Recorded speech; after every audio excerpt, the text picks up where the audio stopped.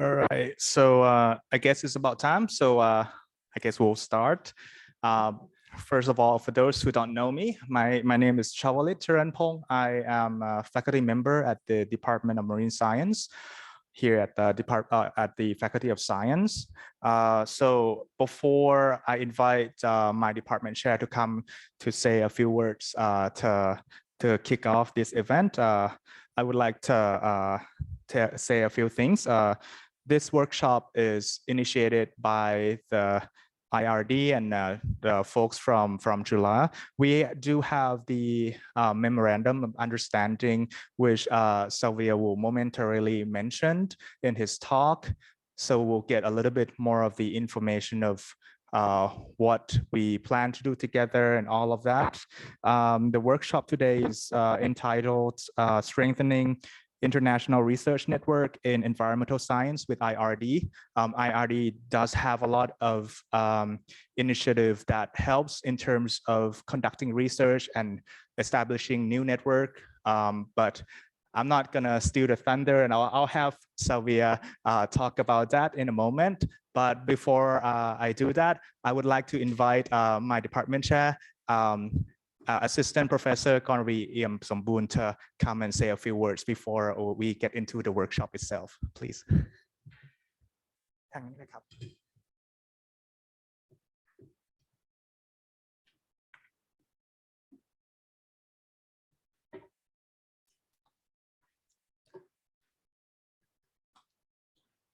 Good afternoon. Distinguished guests, the member from French National Research Institute for Sustainable Development, participants and colleagues. On behalf of Department of Marine Science, Faculty of Science, Chulalongkorn University, I am pleased to invite you to workshop Strengthening International Research Network in Environmental Science with IRD to share international research networks and international joint laboratory to encourage creative activity and to continually inspire authors. I believe this workshop will prove to be successful in creating potential networks of cooperation. This outcome will be beneficial for the future career of us. Once again, on behalf of Department of Marine Science, Faculty of Science, Chulalongkorn University, I am very pleased to have you and our guests as the workshop Strengthening International Research Networks in Environmental Science with IRD. Thank you.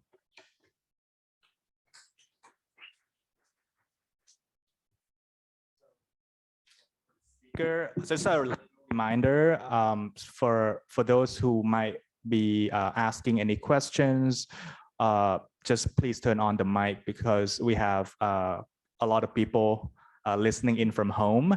And for the rest of the speakers, we would like to have you like up there because that's where we set the camera. So without further ado, we'll have invite the first speaker, Sylvia Marie, please.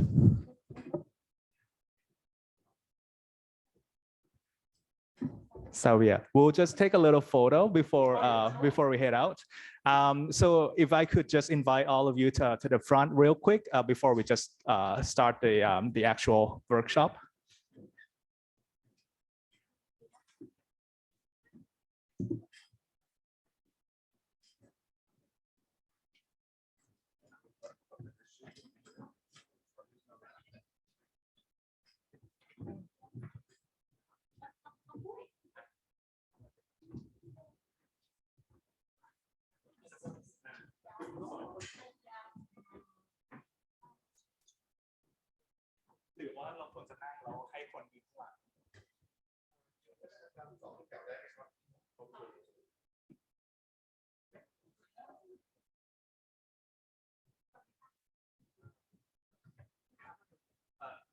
Just like a little scoot a little over to that side. Yes, please. Thank you.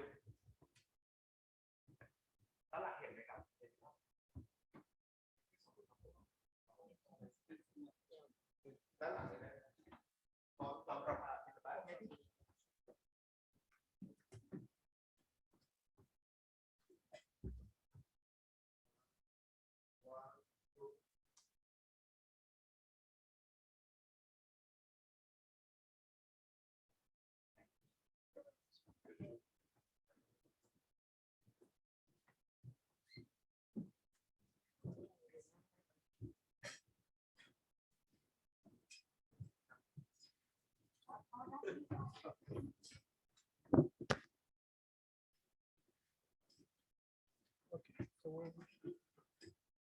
share screen, maybe.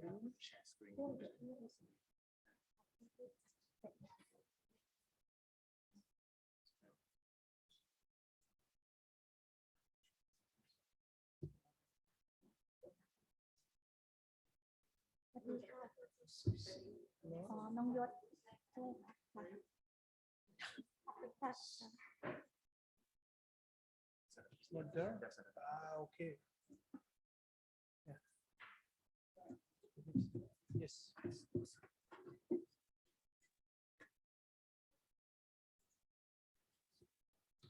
I use this one. No, this one is for the camera.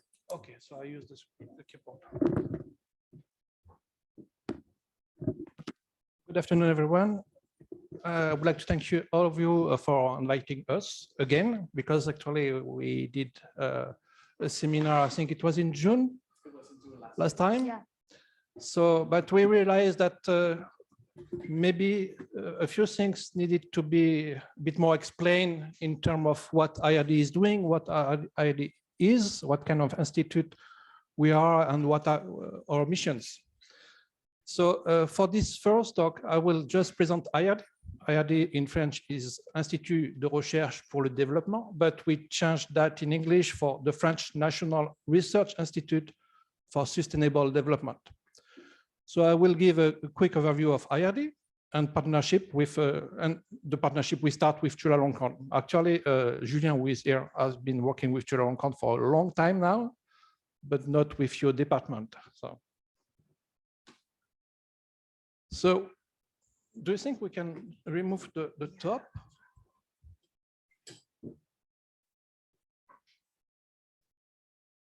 I never know. No, it's not better. I don't know. Okay. Never mind.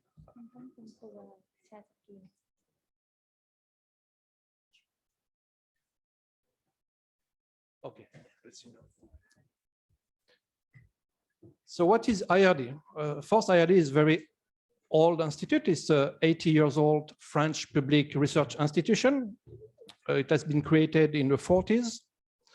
And we are under the two supervisory ministries, the Ministry of Higher Education and Research, but also the Ministry for Europe and Foreign Affairs. So we have two supervisory ministry, which makes things a bit different than other research institutions in France.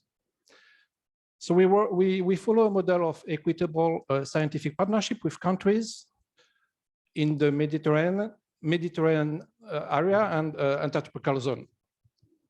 So our approach to research is kind of original to research expertise, training, and knowledge sharing, because we work for the benefit of the countries and the region, using science and innovation as key drivers for development.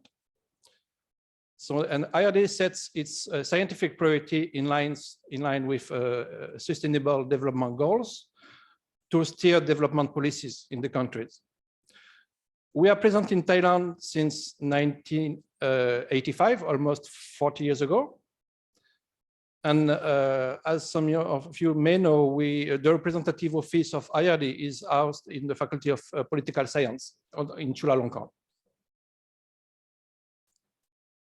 So if you have any question, even during the talk, you can stop me and ask a question, no worries.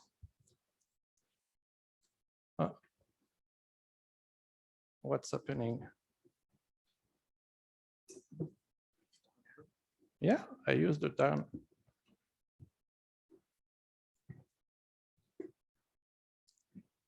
Okay. Is it this? Yes. Okay. So we are organized in 5 scientific departments. Rapidly, because only one is of interest to you, actually 2 today. One is Continental, Internal, and Surface Dynamics Department. who is working on the functioning of continental environment in the context of global change. The second one is the department Ecology, Biodiversity, Functioning of Continental Ecosystem, who is working on the dynamics and function of continental ecosystems. The third one is Oceans, Climate and Resources, which most of us here belong, working on the functioning of ocean and sustainable management of marine resources. Then we have a department on health and society, working on the improvement of health of population. And finally, a department societies and globalization, working on the dynamics of changes, adaptation and resilience of contemporary societies. So these are the 5 scientific departments, but we are also organized in 9 knowledge communities, which is more a transversal and multidisciplinary approach of sustainable development issues. So we have 9 communities, one on biodiversity, one on climate change, one on the One Health approach, one of littoral and ocean, one on migrations, one on sustainable food system, one on soils and earth, one on geo-resources and sustainability, and one on sustainable cities. I'm not going to talk about that today, but just to show you that we work on different, we address sustainable issues, development issues, on a very transversal way with different kind of approach. So IRD is a kind of small institute. There are a bit around 2,000 employees and around between, actually it's 850 researchers. We are organized in France in joint research unit. I'll talk about that later. And 60% of the publication of IRD scientists are co-authored with partners from the South. And about 35% of the researcher and engineer of the staff is actually stationed abroad in foreign countries, like us, actually like most of us today, like me, Julien and Sylvain, we are living for us in Thailand and in Vietnam for assignment that can go up to 5 years. It's not working properly. Okay. I'm not talking about IRD here, I'm talking about CNRS, because when I discussed with some of my colleagues in Thailand, I realized that most of you knew about CNRS, which is the main scientific research institution in France, but very few knew about IRD. So I tried to compare what are the difference between CNRS and IRD. So I start with CNRS. CNRS is the main research institution in France and depend only on the Ministry of Higher Education and Research. So it's an institution that is driven only by science with a bottom-up approach to advanced knowledge. And as you can see, of course, CNRS is in France, but you can see the localization of the representative office of CNRS in the world, and they are located mostly in developed and emerging countries. So if you compare to IRD, IRD belongs to 2 ministries. One is the same as CNRS, so we are driven by science, but not only to advance knowledge, yes, to advance knowledge, but in the frame of sustainable development goals on the scientific part. But we are also managed by the Ministry of Europe and Foreign Affairs. So we have some geographical priorities. So there is some kind of top-down control to where we work. And this is meant to advance development. And as you can see, we have a network of 36 representative offices in the world, and they are in emerging and developing countries. So this is the big difference between IRD and CNRS. And so we have 2 different missions, CNRS and IRD. IRD, the main and the only mission is to contribute to advances in scientific knowledge. And as you saw, IRD mission is to develop sustainability science in an equitable partnership framework with higher education and research communities of emerging and developing countries. But in France, we are not separated from CNRS, and we are not separated from universities, we are not separated from other institutions. In France, we work in what we call mixed research unit, or UMR in French. Later, I will not talk about UMR, but I will talk about IRD research unit, because all IRD researchers work into this mixed research unit. So this is the typical composition of a mixed research unit at the nationwide. And as you can see, IRD is making up like a few percentage of the mixed research unit, because we are a small institute. We represent 2% of the force in mixed research unit. The main workforce is universities, and after CNRS. And we have also other different kind of institution. So IRD is maybe a small institute, but it has a very specific mission. And because it has a specific mission, we have specific partnership instruments. And these instruments that I will present are allowing us to carry out our international mission in a very specific way. So these are the main instruments of IRD. First, what we call young teams associated with IRD. In French, it's Jeunes Équipes Associées à l'IRD, so c'est GEAI. So I'm going to read that, but of course you can stop me if you don't understand something, because it's very specific. So this is one of the key scientific partnership instruments of IRD to support the scientific communities of partner countries in the search of autonomy, international recognition, and collaborative networks. So this instrument is designed to promote and strengthen new research teams in partner countries through a partnership with one IRD research unit via the development, the achievement of a specific research project and a training through research. So this instrument is characterized by the following.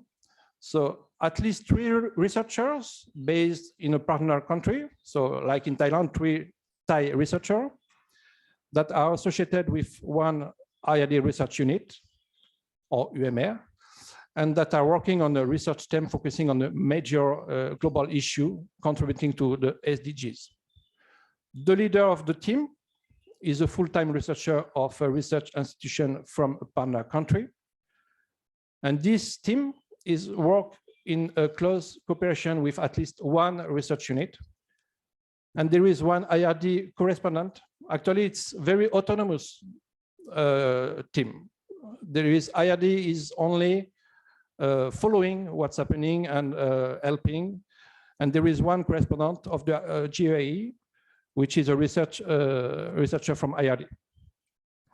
So for this instrument, IRD is supporting this instrument by funding about 15,000 euro per year for a maximum of 3 years. And this cannot be renewed. It's for only one time. In the world, we had 165 projects since this instrument was created in 2002. More than 40 countries are involved or have been involved, and 22 countries are involved in Asia.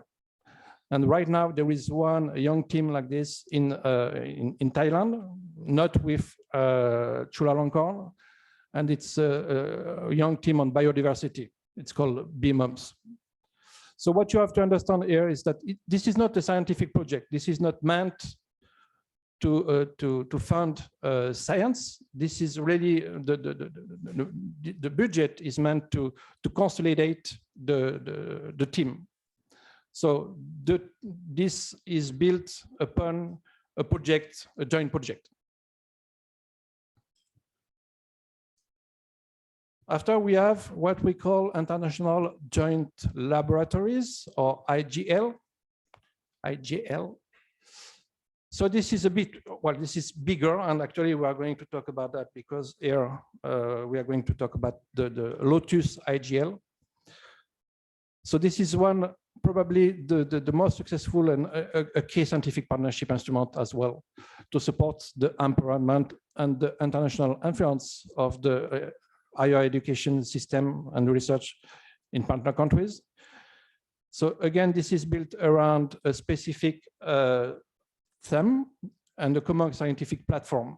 So contrary to the young team, this is a laboratory. You have walls, if you want. So this wall this platform is either the premises of the partner, the analytical platform, observation services or tools, a computing service or training courses. So it can take different forms. And these international joint laboratories are co-led by researchers from universities or institutes from the partner country and by a researcher from one IRD unit. We'll talk about some example later. And this IGL are intended to become a long-term research and training structure led by the partner country. So this is characterized by a common platform, a shared governance between South and North partners with a co-direction. The researchers remain assigned to their own laboratories and institution. There is no, this is not like a satellite, you know, it's really inside your own institution. Huh? And this is for a long-term partnership. So the support from IRD is 40,000 euro per year for 5 years. And this can be renewed once. So normally it's for a 10-year period. This has been created since in 2009. And since then, IRD has funded more than 50 projects around the world. In Thailand, you have actually 2 IGL. One in marine science. Actually, it's not really in Thailand, but it has actually activities in Thailand, which is the Lotus IGL. And we also have IGL on health and on zoonosis, on the One Health issues. And we also prepare, I hope it will be funded, an IGL on biodiversity, which is led by Julien, who is going to present that later. So again, this is not a scientific project. This is a laboratory project structure around a specific scientific theme. So everything that is done within this structure, the money is not for science itself, but is to support science. So you can buy instruments, you can help mobility, help students, but not directly funding research, if you want. Then we have something else, which is called International Research Networks, or IRN. So this is a network, actually, as you know, networks. It works the same way. It gathers French and foreign research teams from several countries, not only French and Thai, for example, but several countries in a multiple and flexible partnership around one strategic theme addressing a major global issue and contributing to SDGs. IRN as a part of the scientific strategy of IRD, and then integrate major multidisciplinary challenge that I talked about before. So they are characterized by a sustainable science approach, meaning transdisciplinarity, co-construction of project, multi-stakeholders, and participatory science. And this is important to understand that the scientific theme has to be consistent with priorities of the ESR system of the host country. And it's composed of several research units. So as for the support, IRD gives 15,000 euro per year for 4 years. And you can renew this once. So maximum 8 years. Since 2018, So it's kind of a new tool, a new instrument of IRD. 40 projects have been running and are still running actually. And more than 40 countries are involved. And in Thailand, there are 4 of this network. One on soils. Actually, it's not only Thailand. There are 4 countries. It's Thailand, Vietnam, Cambodia, and Laos. One on health. This is, there are 10 countries. Thailand is included. But there are 10 countries around the world. This one is on the insecticide resistance of mosquito. So it's very specific. One on societies. You are again a lot of countries involved in this one. I think there are more than 10, between 10 and 50 countries. And one on atmospheric and marine science, which is the one that I'm going to present later, which is called SUTSI. So again, this is not a scientific project. This is a network project that is structured around a strategic global challenge. And we have also a few more instruments. IRD is funding PhD grants, which is called IRTS. So for 3 years, IRD can provide fellowship for a PhD, both the PhD that can be conducted both in France and in the hosting country. So the fellowship is to about 12,000 euro per year for 3 years. And IRD also pays the mobility. I think it's one travel a year or something like that. Another instrument is mobility grant. We can ask that for every year. We can request for mobility grant from the south to the north. For example, for people going from Thailand to France, for up to 2 months in France for training or for different things. So we can pay for a mission from your country to France for up to 2 months every year. And then we have another instrument that is the structuring training project, or PSF.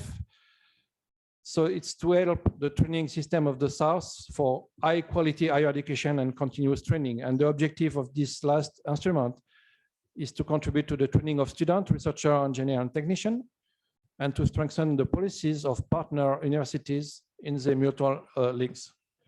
And there are 2 main components. One is to support higher education and research institution, meaning master and doctoral school. And the other one is to support North-South research team through research training school, workshop, or for example, production of digital resources. And what you have to remember with these 3 instruments is that you have access, priority access to this instrument when you are a member of one of the instruments before, of the young team or the international joint laboratory or the international research network. Sorry, I forgot about almost 800 PhD students since 1999 in the world funded. And for the PSF, the support from IRD is from 10 to 15,000 euro per year for 3 years. So how about in Asia? This tool, this instrument in Asia, here is a map of where we are working in Asia.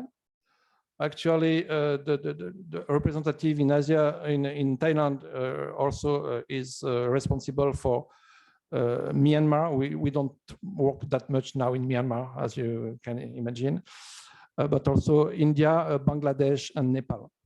But if you look only at Thailand, we have today 1 young research team associated with IRD. We have 2 international joint laboratories and 4 research networks.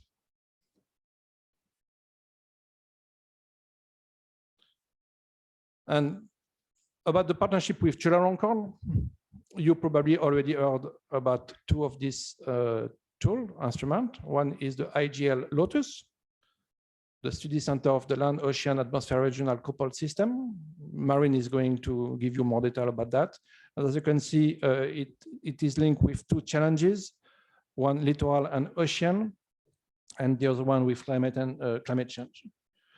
There is this international research network, the SUTSI, which is to work on the impact of black carbon of fine particle air pollution, if you want, in Southeast Asia, which is linked with three sustainable development goals, littoral and ocean, three challenges, climate change and sustainable cities.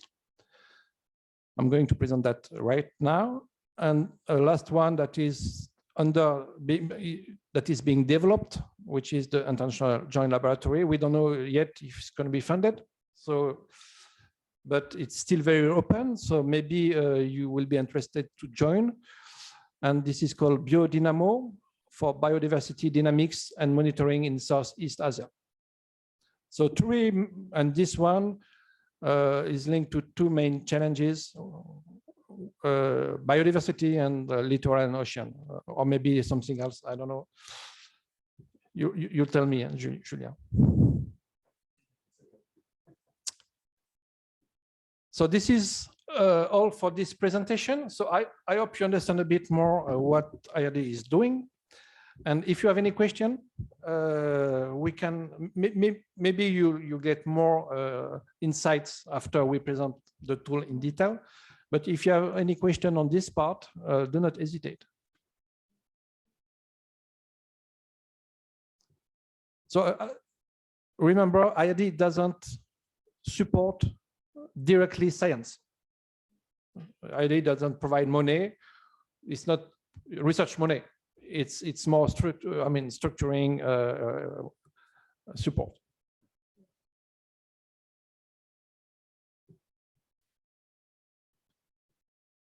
Okay, so apparently you have no question. So I don't know if we can get questions from the audience or. Yes, we can. They are. Let's see if they can hear us.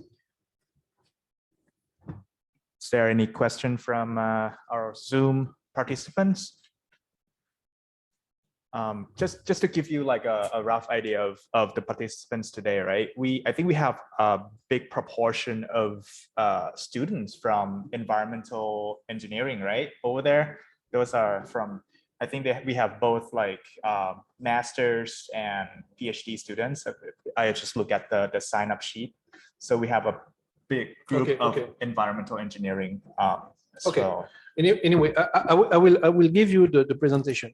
Yes. So if you have any question on specific point, do not hesitate to contact me. Yes, and we can also like talk and do a little bit of Q&A during the break as well. But I guess we'll just, for the sake of time, we'll just keep going. Okay. Yep. So I have to open the next one.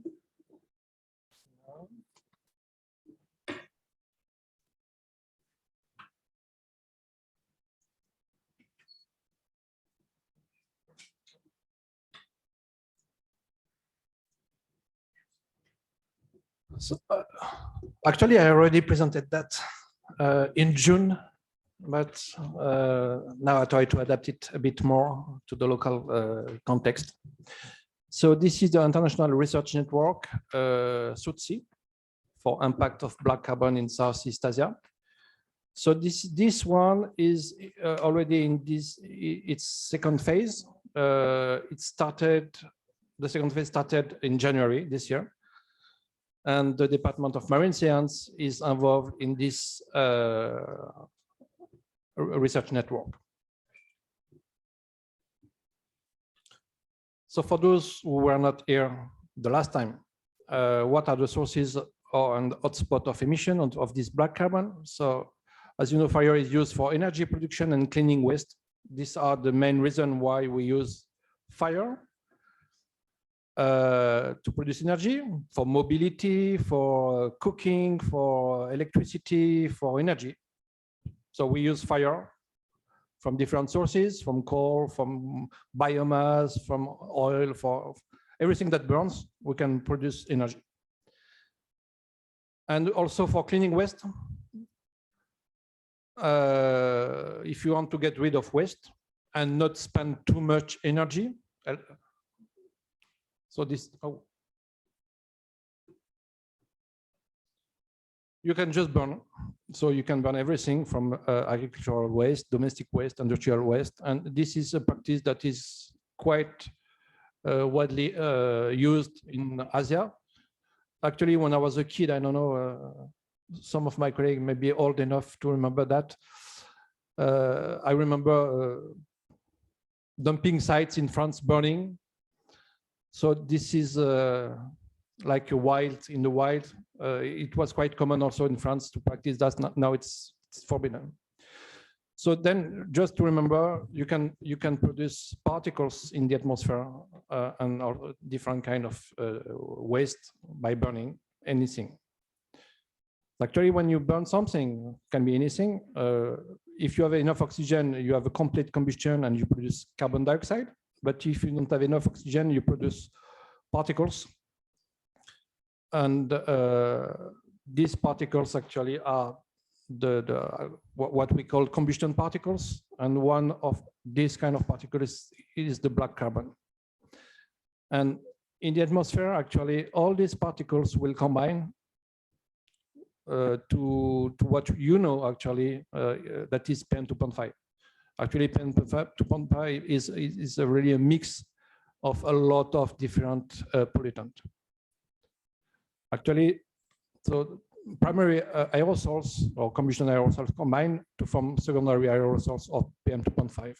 So at the beginning, they are kind of pure, and after they associate in the atmosphere and they age to form mixed particles that are the PM2.5 we talk a lot about, especially in Thailand, actually. So what are the sources of emission, the hotspot of emission? So as you can see on this map, Asia is the main hotspot of emission. And this is, you can see on the right side, this is for black carbon. And it's mostly in densely populated areas. It's not like everywhere in the country. It's where people are very active.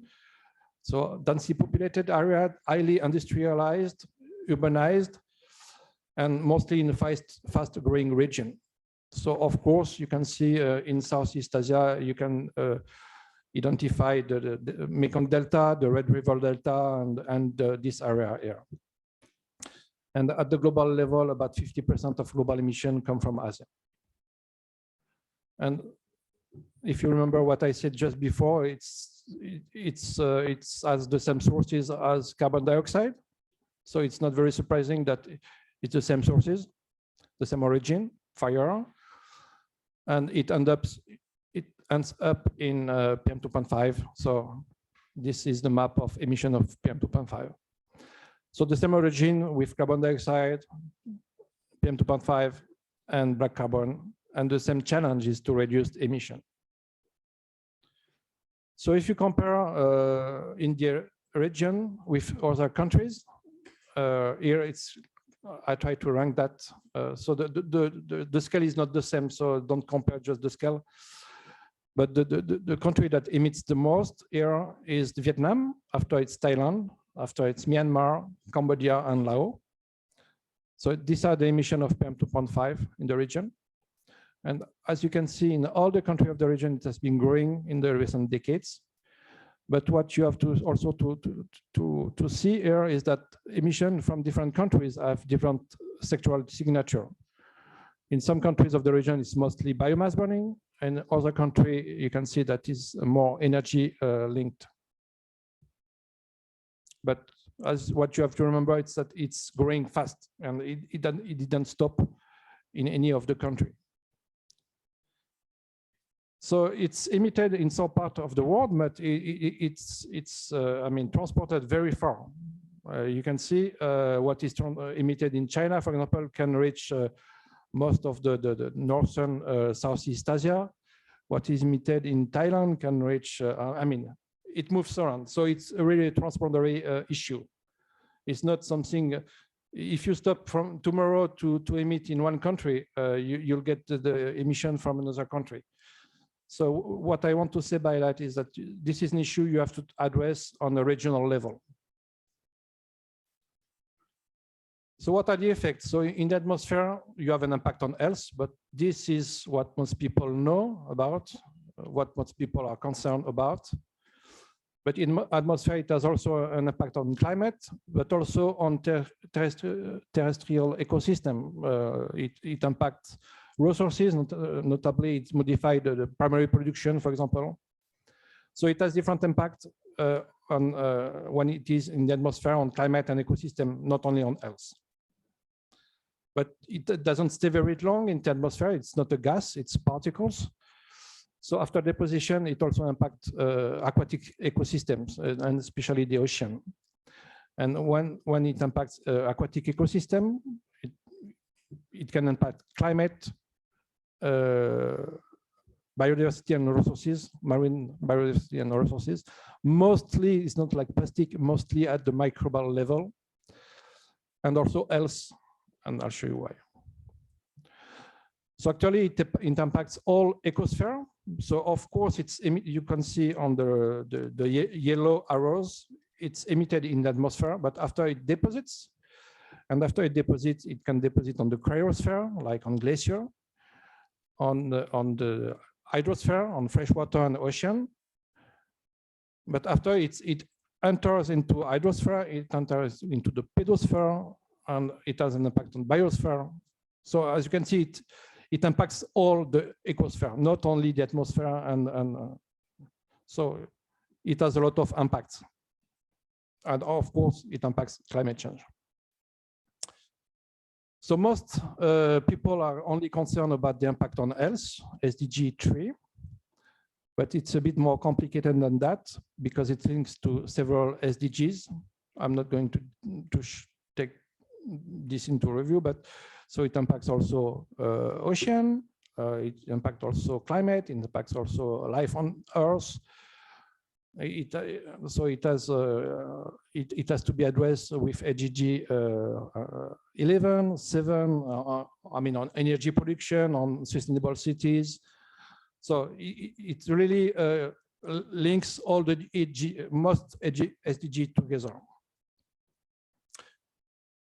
So the approach we have to follow is an approach beyond borders, with a multidisciplinary, multi-SDG, multi-stakeholders, and multi-country approach in order to try to reduce emission. I'm going to give you the presentation later. So this is why we propose this international research network called SOTSI, to study the impact of black carbon on all these climate, health, ecosystem, and societies in Southeast Asia. So during the first phase, this is the partnership during the first phase, but as you know, during the first phase, we had COVID.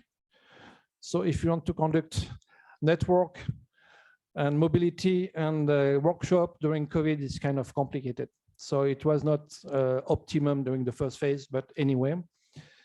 And here you have a scheme showing what each arrow here is a question, is an issue we address in the network. So from climate, from the fluxes, from the deposition, from the river, the sedimentary fluxes, the impact on the ocean, on organisms, ecosystem, and on the ability of the ocean to pump carbon also. So the general objective of this SOTSI is to stimulate research, innovation, observation, and capacity building activities related to the impact of black carbon on climate, health, ecosystem. And taking into account for the first time, this is important, marine dimension. Because when you ask most people about air pollution, they think it's only air pollution. So this is the consortium of the different unit working a member of this network. So you see you have French, Vietnam, and Thailand. And in Thailand, you can see that you have the Department of Marine Science in Chula. So you can see it's a very broad consortium. Not only, of course, on marine science, but on climate, on health, on society science. So you have a lot of different things. So I come back to that. So here you are mostly interested in marine. So if you focus on the ocean, so if you want to know what is the impact on the ocean, you have to know two things. One is the input rate to the ocean. You have to know how much is going to the ocean. And then after, you need to know what are the interaction with the biological, chemical, physical marine processes. So these are the questions we address because they don't stay long in the atmosphere. It's about 15 days. And you have to estimate the fluxes, atmospheric and mostly fluvial fluxes. You can see on the right side, we have some picture showing black carbon deposited on the ocean and on marine and on different aquatic systems. So you can see that also it's probably not very obvious most of the time. It goes totally unnoticed most of the time, but from time to time you can see that there is something going on. And actually the fluxes are quite high. The fluxes to the ocean are massive, actually, from 30 to 50 million tons per year. Mostly by the river, actually, not necessarily directly by the atmosphere. So a river are bringing a lot of black carbon to the ocean. And most of the black carbon actually ends up in the ocean. Actually, 85% of the stock of black carbon is in the ocean. And while black carbon is a short-lived pollutant in the atmosphere, we said 15 days, it lasts very long in the ocean because the lifetime in the ocean is estimated to more than 1,000 years. So you all heard about plastics pollution. So plastic waste, different estimates. I don't know if it's true because, well, let's say it's true. Plastic waste is about 30 to 13 million tons per year going to the ocean, mostly by the river. Okay, everyone is talking about plastic, but if you compare that to the amount of black carbon, just black carbon, I'm not even talking about PM2.5, that brings a lot more. It's 2 to 10 times higher than plastic waste. So these are some of the questions. So we need to address the input rate, but we need to also address the interaction with biological, chemical, physical processes. So these are some of the questions about the interaction. And again, each arrow can be a big scientific project. So we have a lot of ideas. So we would just need to find a lot of money for each of the arrow. But you can see that it has an impact on physical processes. It can absorb dissolved compounds. It impacts primary production. It impacts dissolved organic matter degradation. It impacts microbial diversity and a lot of things. And this is due, all these impacts are due to the properties of these particles. First, it can bring different things to the ocean. It can bring nutrients, which can be assumed to be good because they are associated with a lot of nitrate, phosphate, and a lot of different nutrients. But it brings also toxic compounds. So it can alter the ocean productivity and the structure and the functioning of the food web. Also, due to the physical property of these particles, they are very porous, so they can absorb dissolved compounds and then modify the dissolved to particulate balance, modify nutrient ratio, for example. So just because of the physics, it can modify a lot of things. Also, they are highly surface active, meaning that they can stick together, they can stick with other particles. They have very high sticking property, so they can aggregate. They form marine aggregates. Actually, they work a bit like Velcro.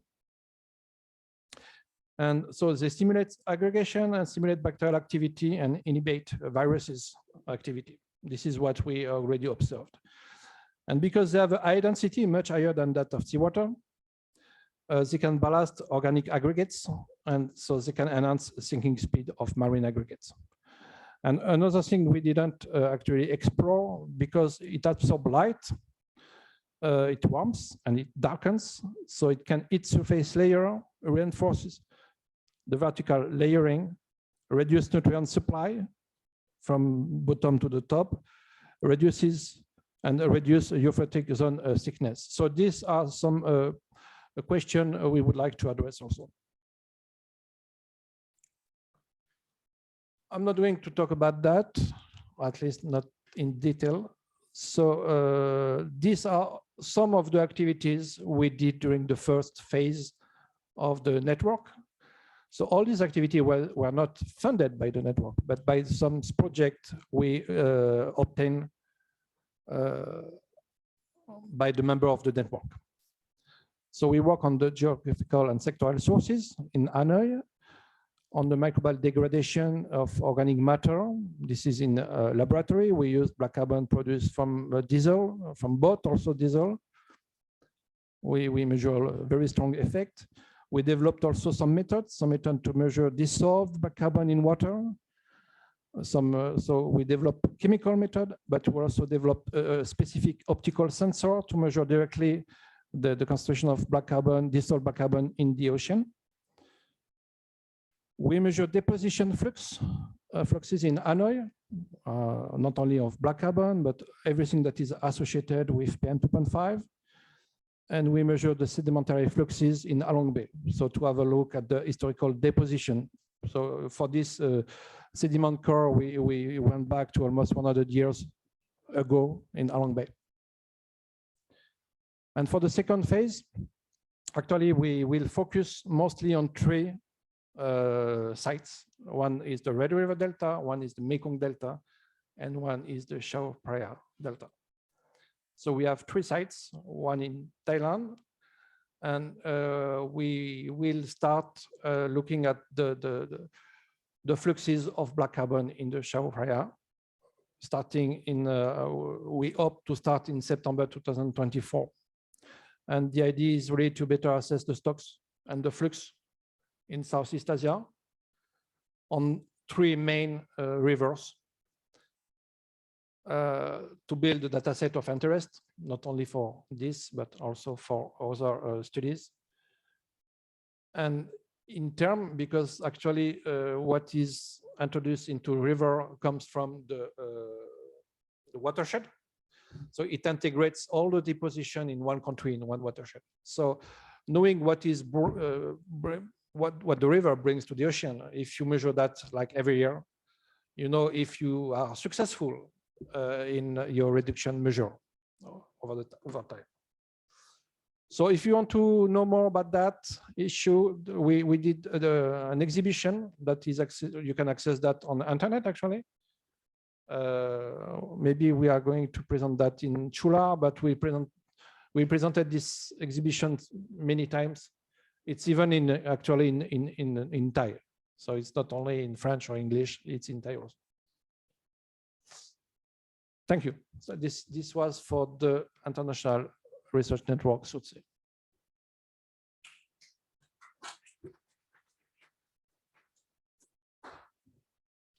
If you have any question before we go to the international joint laboratories.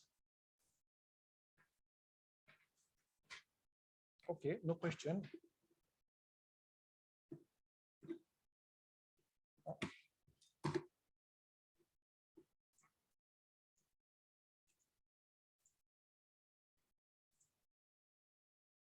Oh, I don't want to touch anything.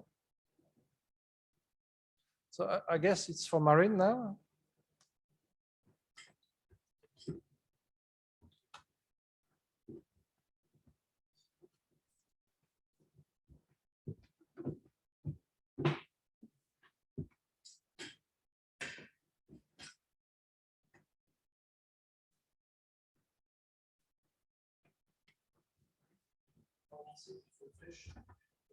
Sure, okay.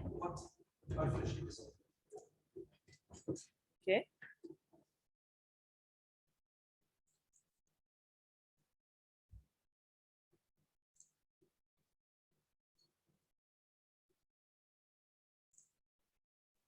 Je ne suis pas du tout habituée à Windows. Désolée. OK. Okay, so hello everybody. Yeah. Hello everybody. Thank you very much for welcoming us today. I'm going to present what we have been doing for 5 years in the framework of the Lotus International Joint Lab and what we would like to do with you for the next 5 years. So the lab is managed jointly by IRD and USCH. USCH is University of Science and Technology of Hanoi in Vietnam. And our co-director in Vietnam is No Duc Tang, who worked, I think, with some of you in Chulalongkorn for Cordexy activities. He was with us in June. Yeah. And the deputy director is Sylvain, who is here today with us. So initially in 2018,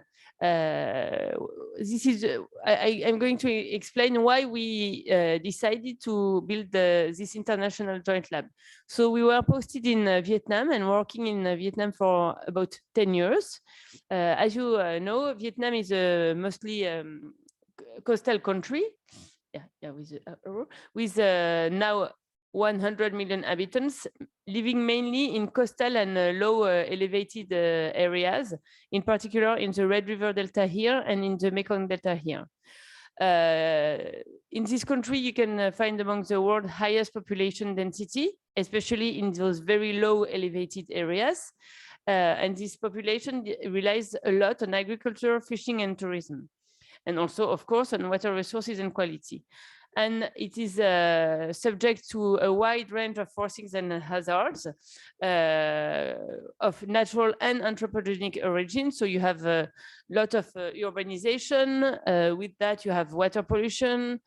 You have many dams built on Red River and the Mekong River, sand dredging, groundwater pumping, etc.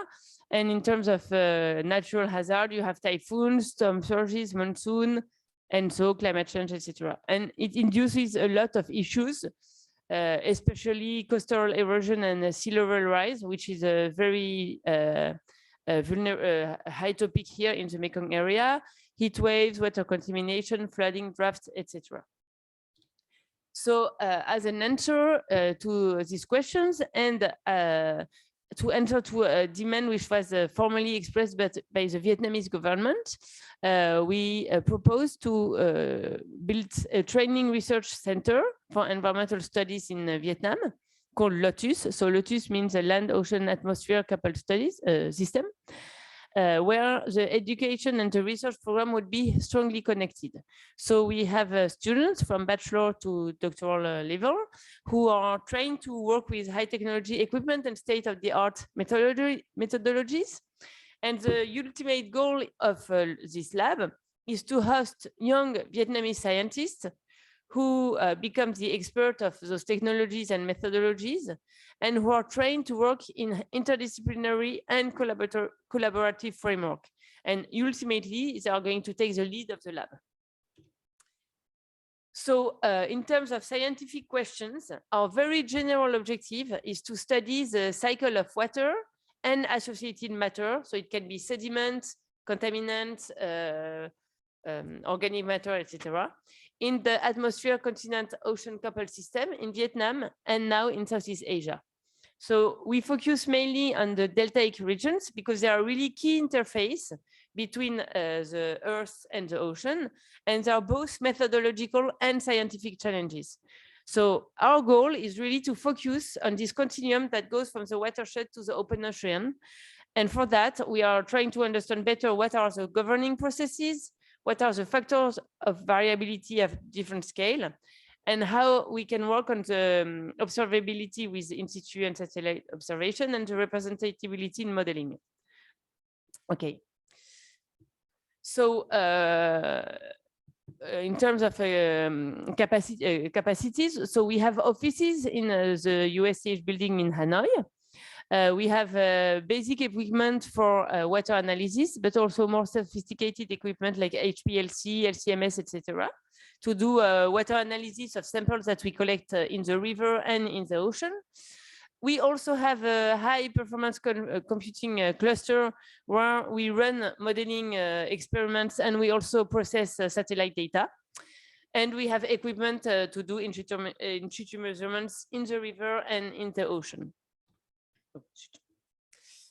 In terms of people on board who are participating to this lab, we have people from French laboratories, about 10 full-time equivalent, and people from Vietnam member laboratories. Every year we train about 10 master science students, and during 5 years, we had 32 PhD, and 13 of them already defended their PhD. And one thing which is very important to know for International Joint Lab is that we have long-term people. It really allows people to come in the lab for long-term, so 2 to 5 years. So presently there are 5. No, so Xavier just moved to Thailand, but 4 people posted in Hanoi. Marc Tedeti, who came here in June with Cathy Gig, Sylvain, who is here today, and Pauline Martineau, who is a PhD student. And we also have, we can also request IRD to provide funding for shorter term stays, which can be up to 12 months for French colleagues coming in Vietnam or Thailand or Cambodia, or Thailandese or Cambodian or Vietnamese colleagues going to France, or also exchanges between Cambodia, Thailand, and Vietnam. So this is something that you have to keep in mind, because it's really something that we can ask quite easily, and yeah, which is very useful for training and things like that. So in terms of the scientific organization of our lab, we have 4 teams which are strongly connected. The first team works on the natural, the composition and quality of natural water, both with in situ characterization and satellite ocean color data. The second team works on everything related to the atmosphere with modeling and satellite data. The third team works on the transport and fate of water and matter that goes from the watershed up down to the delta area, with also modeling and in situ data. And the last team, the team D, work on all waters submitted to marine influence, so which goes from the delta area submitted to the influence of tides to the ocean. So I'm going to, we published more than 80 papers during 5 years.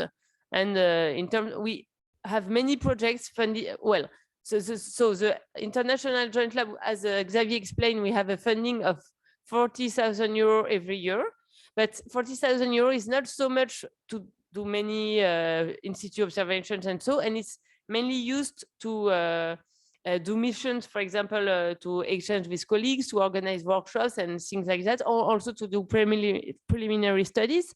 But the goal is really to submit projects to national or international funding agencies to fund our projects. And we also have, yes, access to PhD grants. So during the first years, our goal was really to build our expertise for each, the expertise of each team in terms of modeling, in situ observation, satellite observation. So team A worked mainly in the Red River Delta.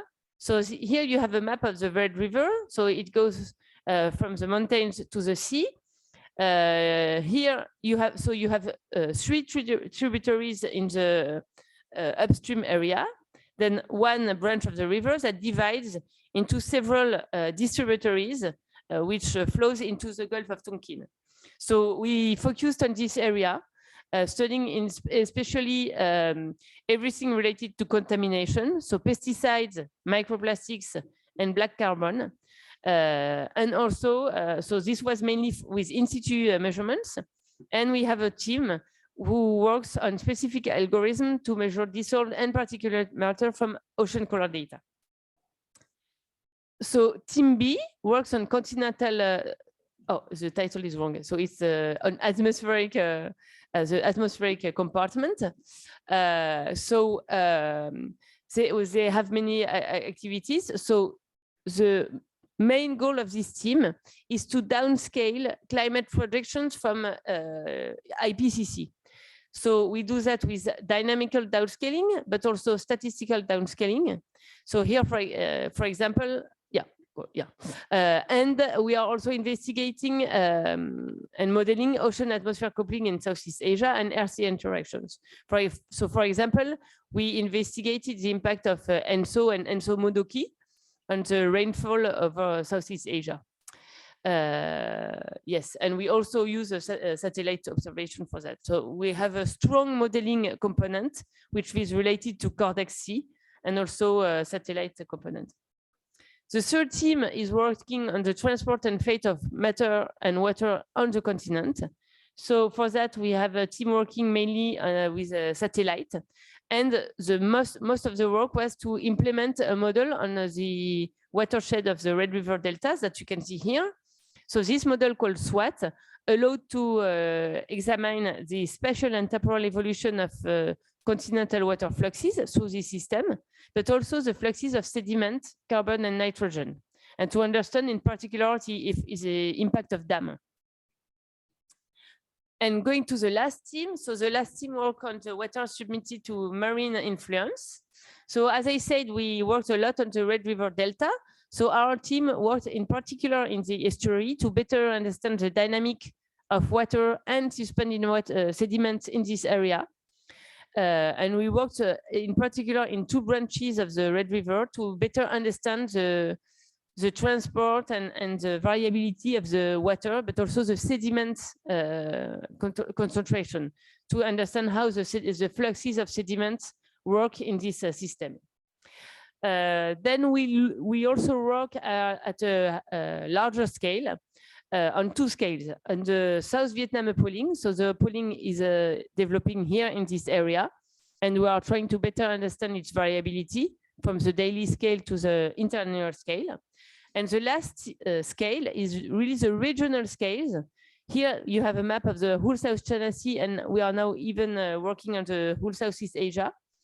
And we work to better understand how the water flows into the system. So for example, we worked on the budgets of water, heat, and salt here in regional seas to better understand his role in the climatic system.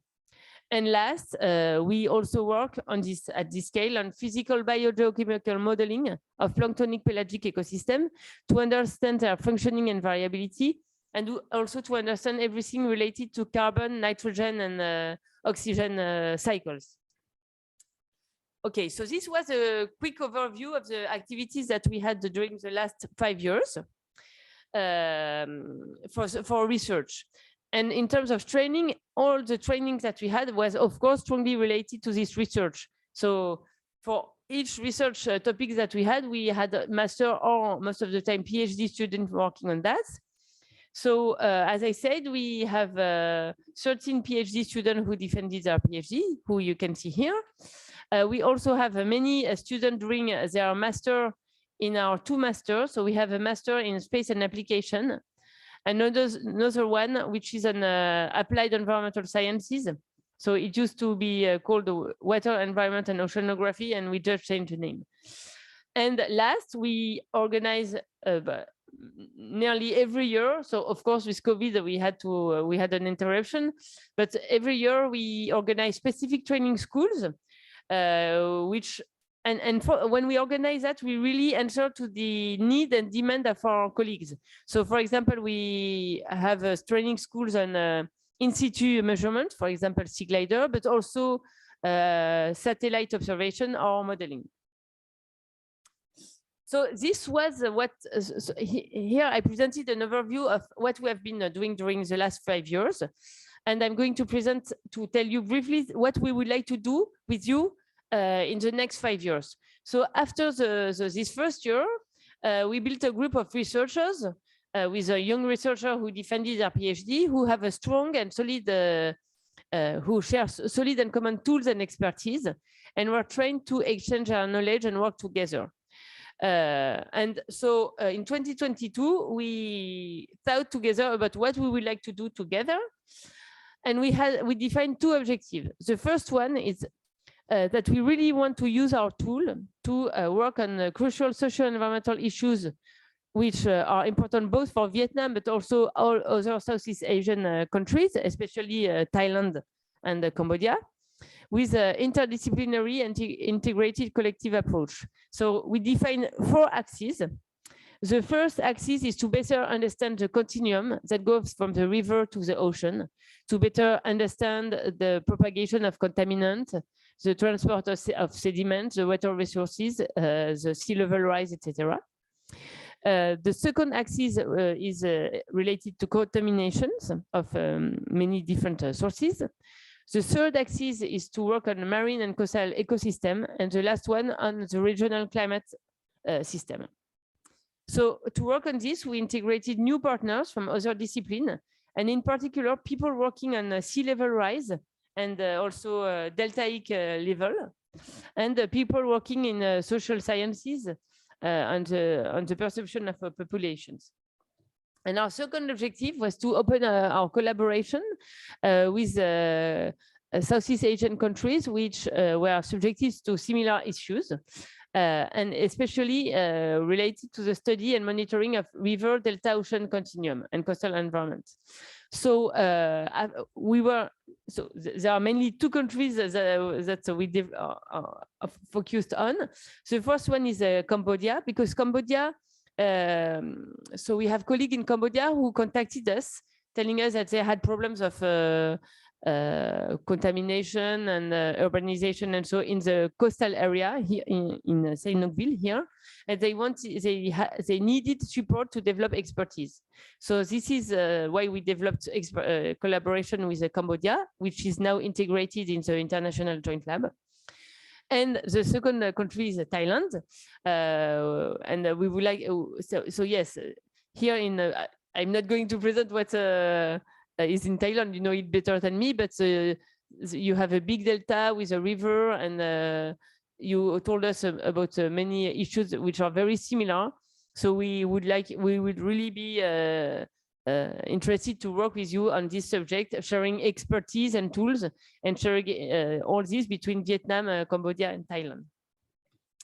So at the end, it gives a partnership with many different labs from France, Vietnam, Cambodia, and Thailand.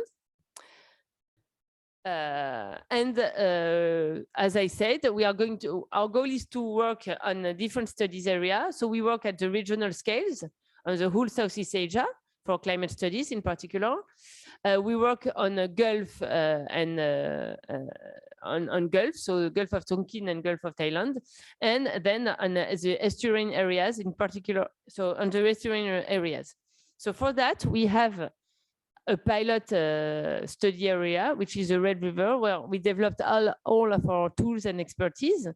And our goal is to really work with you to apply with you what we have been doing in those other areas, and to see how we could collaborate together to focus on issues which are specific to Thailand.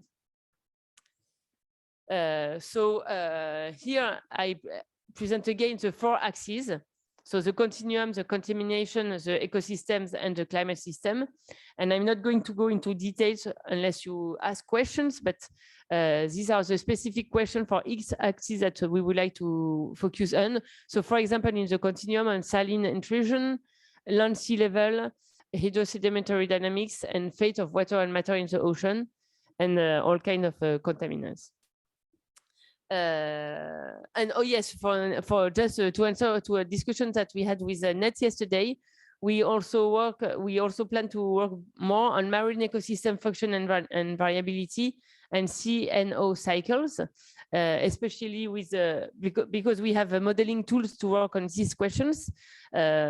And I understood that you are doing in situ measurements, so this is also something that could be a point of collaboration.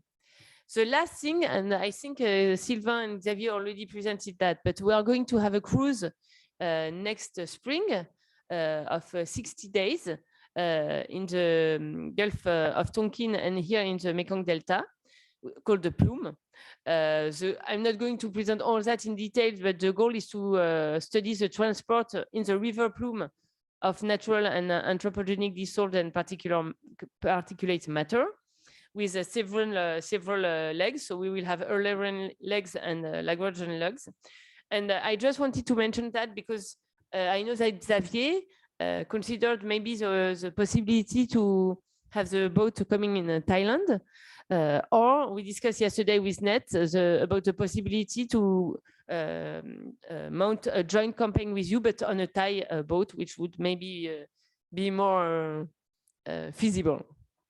So yes, I thank you. Yes, and paid by France. So yes, this was what yes. The main point is that to have the French boat coming in the area, we have to request for. It's like a project proposal, and they give us some time for the boat. We don't pay for the oil, the gasoline or the salary of the sailors, and we can also suggest that instead of sending a boat to Thailand, they pay for the cost of an oceanographic boat from Thailand, so paying for the gasoline, etc. So this could be something that we could do together.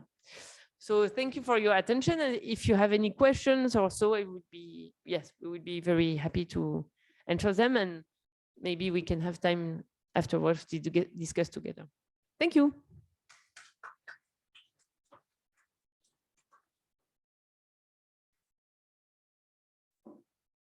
Yeah. Should I?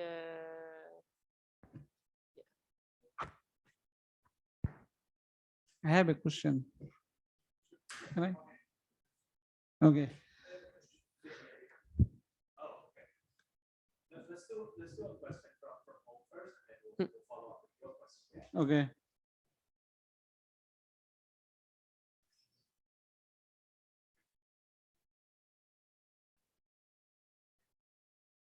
Okay, just to read it out loud. So this is the from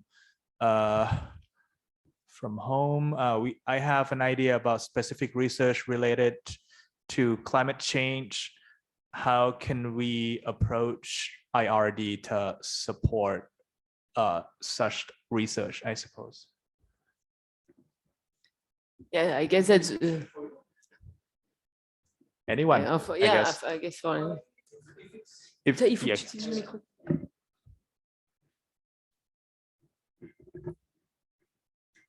Yes.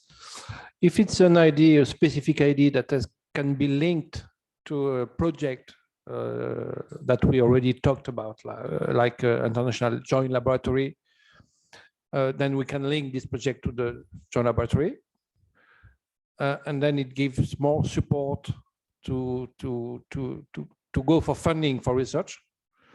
And it depends the amount of money you need for that. I mean, if this project on climate change needs to have modeling approach, you can use the tool that have been developed already. If it's not in our expertise, in the expertise of this joint laboratory, for example, we can direct you to make the link with other teams that have the same approach that you want to develop, that can bring you, well, we can match, you know, expertise and with your project. This is what you can do. We cannot pay for the project, as you understood, but yeah, we can help developing the project in many ways. so I think one thing that I might add as well from what you said, Xavier. So we are very lucky that Xavier Marie is actually based here at Chula.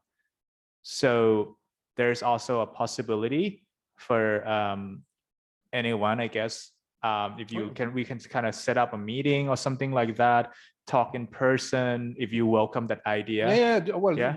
My job is to make the match, you know. Yeah, so exactly. you can of course contact me, and if you have any idea or anything you want to develop, and I can see where I can, you know, direct you.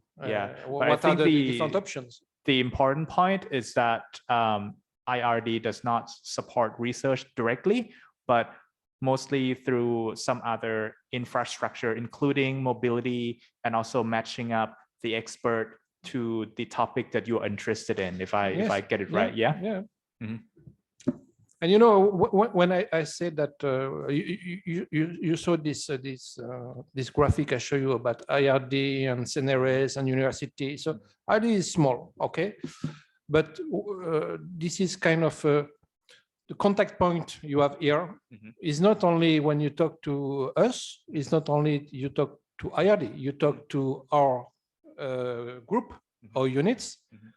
And so we are not working only with IRD. We are working with a lot of people in France, from universities, from CNRS. So, I mean, the network on our side is very broad. So we will always find you a way, I mean, to connect with someone.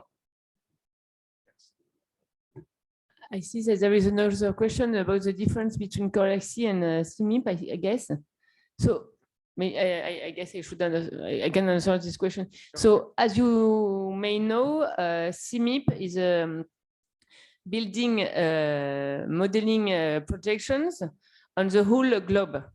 And the goal of Cordex, so Cordex is a group of WCRP whose aim is to take those big simulations which are done at the global level and to downscale them on specific regions. So you have many Cordex group. You have Cordex SC, so for Southeast Asia, but also Cordex Euro, Cordex America, Cordex China, yeah, many Cordex. And yes, that's the official goal of Cordex. So every 2 years you have conferences. The next one will be in September. And so, for example, Cordex-C involves Vietnam, Thailand, Indonesia, Malaysia, Philippines, and Australia, I think. And so all those modeling groups have it's quite constrained. I mean, the simulation that you are doing, you have to follow a protocol to be sure that you answer to the framework and that you can compare your simulation with other simulation. I don't know if you have a more specific question. And to be honest, I don't know what is PMIP. I know CMIP, but PMIP, I don't know. But I guess maybe it was a typo. Yes, second one, if you, I guess we can definitely connect you with Marine. Second one is actually a faculty member in the Department of Geology. Okay. Yeah, but unfortunately she can't make it in person, but I'll definitely connect you with her for more of this specific questions. Yeah, feel free to send me an email or whatever. Yeah, excellent. We'll just turn back to Sulaiman for your question, yeah? Okay. Thank you for your nice presentation. Actually, I feel mesmerized to see this kind of presentation because this is a presentation that can expand the research thinking of any student. So we are very limited resource. I mean, in every country have some limitations. So through this kind of connections and research collaboration, everything could be easy. So I'm a PhD student. My supervisor is also in here, Dr. Shawalit Chawarnpong. So I did my post-graduations in Bangladesh, University of Dhaka, and that time my research focus was on heavy metals, contamination in different stuffs, water sediments and fishes. At the moment, I'm looking for heavy metals, and but my main focus is on microplastics in different samples. So I would say, is it possible to do some extensive research on heavy metals through your collaborations? Like we have some limitations in scientific instruments and some sophisticated methods that is not available. So how can we proceed on? I have a plan, maybe it will take a long time to describe what I am actually doing and what I have a plan to do in future. So this is my first questions. And second, I have seen in your presentation, there is a cruise, Flume cruise from Mekong Delta to Vietnam. It's a very long cruise. So from Mekong Delta to Vietnam, we can collect a lot of samples and can track the fate of the pollutants in this area. And then we can conclude what is actually going. So we are, at the moment, we are just going to a specific place and take some samples and analyze. So it is a bit tough where it is coming from and what is the fate of that pollutants in reality. So what is actually the facility to go over there? Is there any connections? Like I'm also already started PhD in Thailand, in Chula. So is there any facility to go over there, and is there any connections? I don't know. The last ones, what about trainings for we are here for environmental students and we are from the marine science department. So what is actually opening for us? What is hope? Could you please explain it a little bit more? Yes. Well, you are interested in microplastic, I understood. So everything has to go through your scientific interest. So do we have a tool specific for microplastic? Actually, there is one international research network that is led by one of our colleagues. Actually, she spent like 6 years in Vietnam. She specialized in plastic and microplastics. She never worked in Thailand, but I guess you don't mind about that. This network is at the global level. So what we can do first is to connect you with this group, because they are doing also actually Surian is going to do a training on microplastic, and I think in microplastic, I don't know, it's yes, there is they organize specific trainings. The next one will be in May.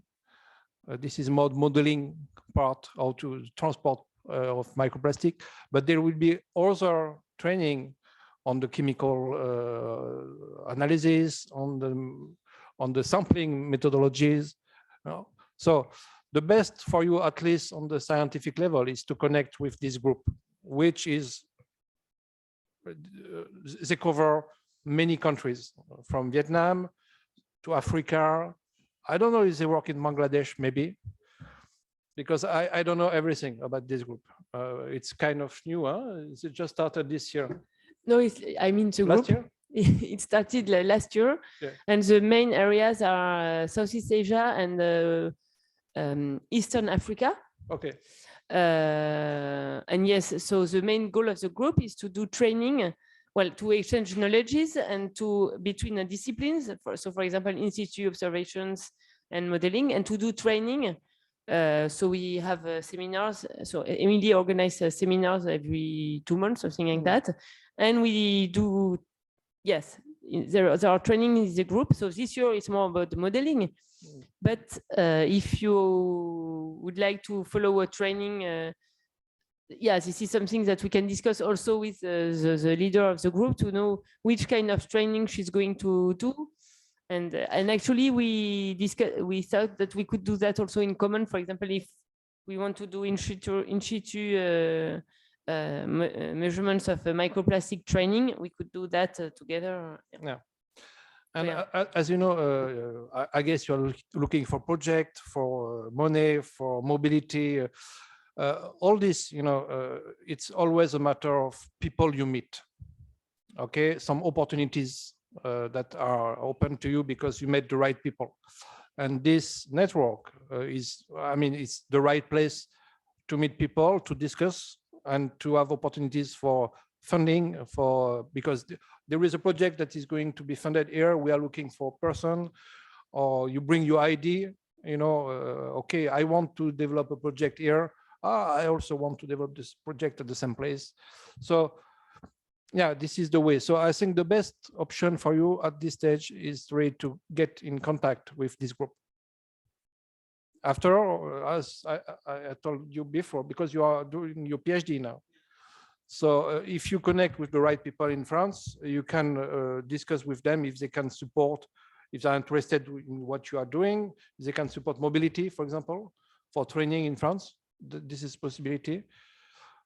These kind of things. So you can ask my email, and I can connect you with this group. Okay.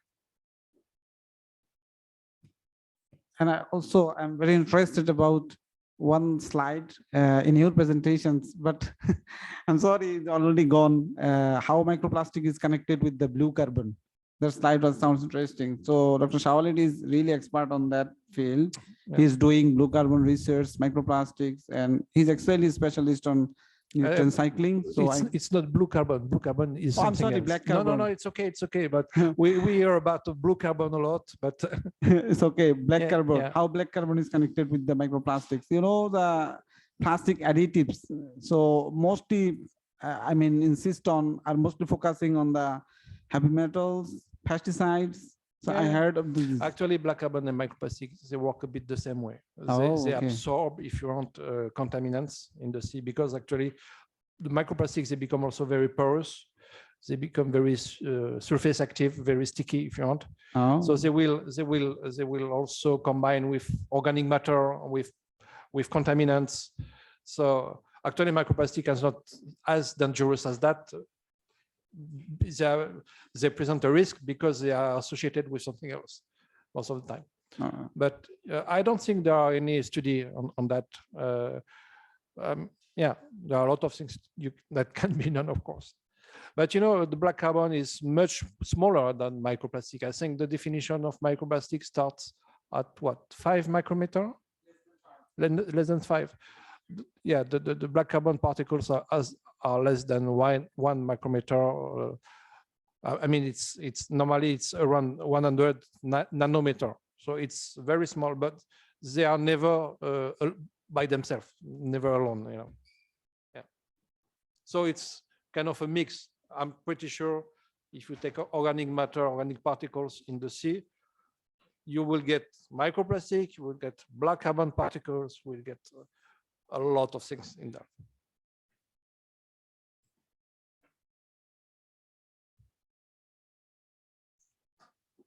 Good idea.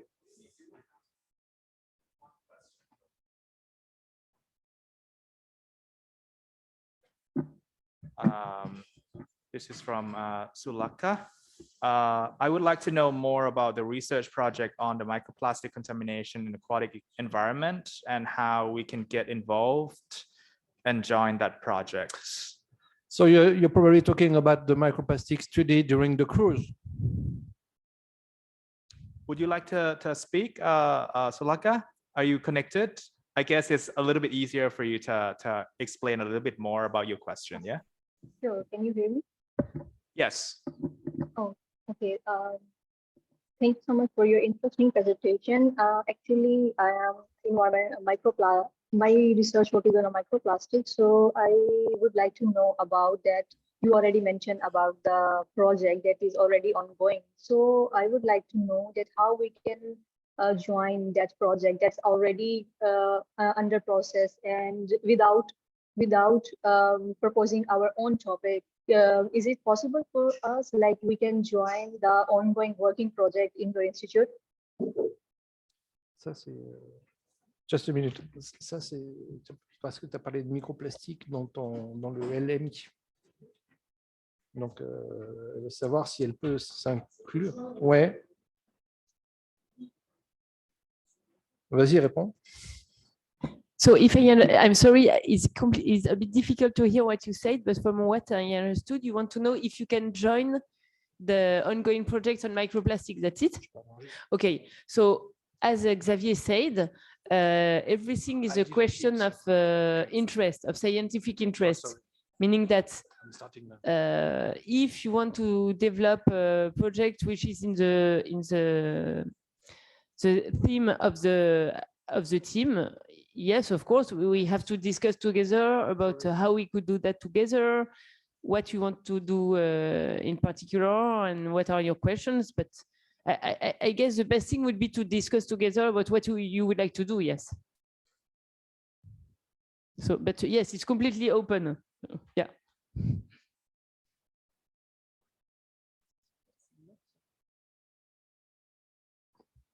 So you can join, but then we have to discuss first, what are your goals?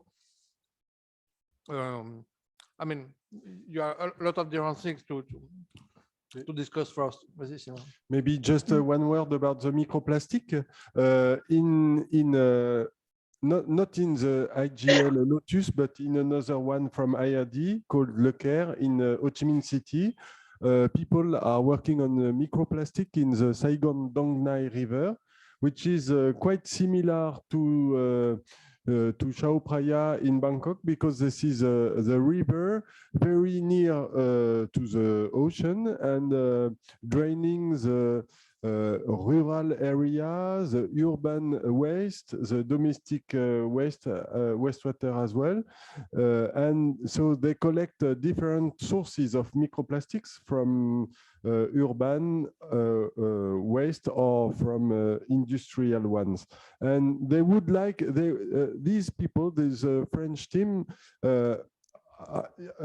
are very interested to compare, to set up a collaboration with you to compare what happens in Ho Chi Minh City and what happens in Bangkok.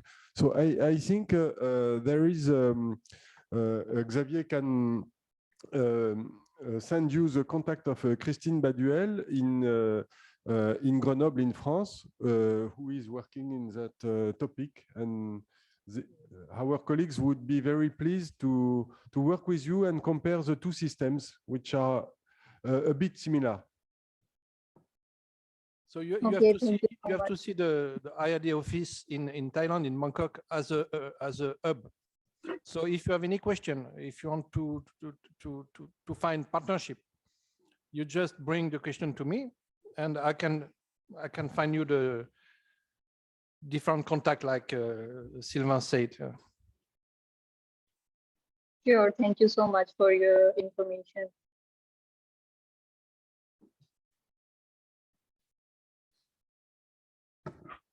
All right. I guess if there's no question at this point, we'll take a little break. We can have a formal, informal question and answer session with any of the speakers. Right now, I think we'll take about 15 minutes and we'll reconvene at 3 p.m. Okay. For those folks at home, I'm sorry, I can't give you the little refreshment we have over here, but let's just take a little break, 15-minute break, and we'll come back at 3 p.m. Yeah. Thank you so much.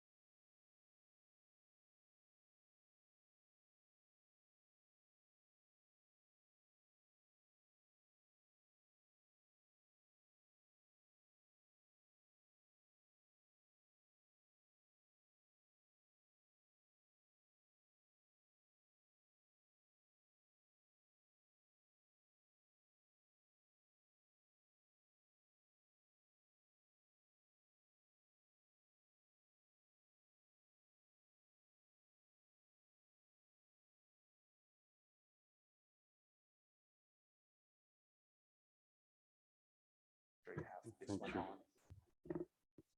So I think it's okay. You can just move over a little bit to this side because the camera is like angled right here. Ah, I have to be in front of the camera.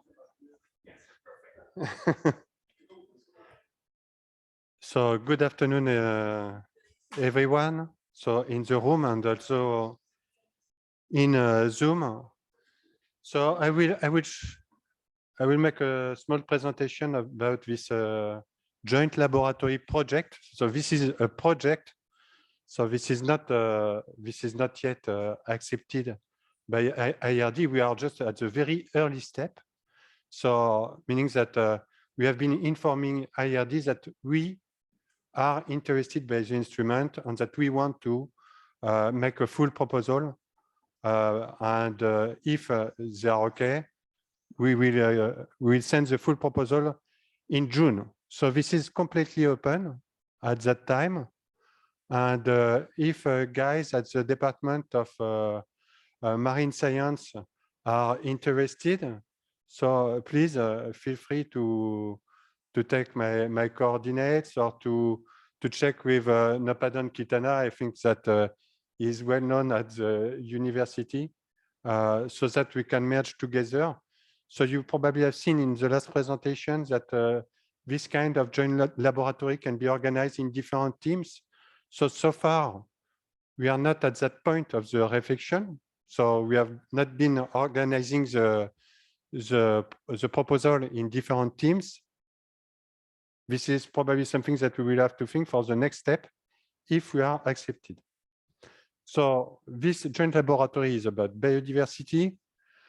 Just to present rapidly myself, because you know Nopadon Kitana, but maybe not myself. So I am coming from a French institute that is devoted to the study of evolution. So this is Institute for Study of Evolution in Montpellier. And for 2 years, I am posted by IRD at the Faculty of Science. I am posted at the Faculty of Science, not at the Department of Biology. And this is important because I can cooperate with you as I can cooperate with biologists, as I can cooperate with bioinformaticians, or as I can cooperate with geologists. And this is something that we are wishing to set up with Nopadon Kitana because we think that we can stimulate more interactions that way.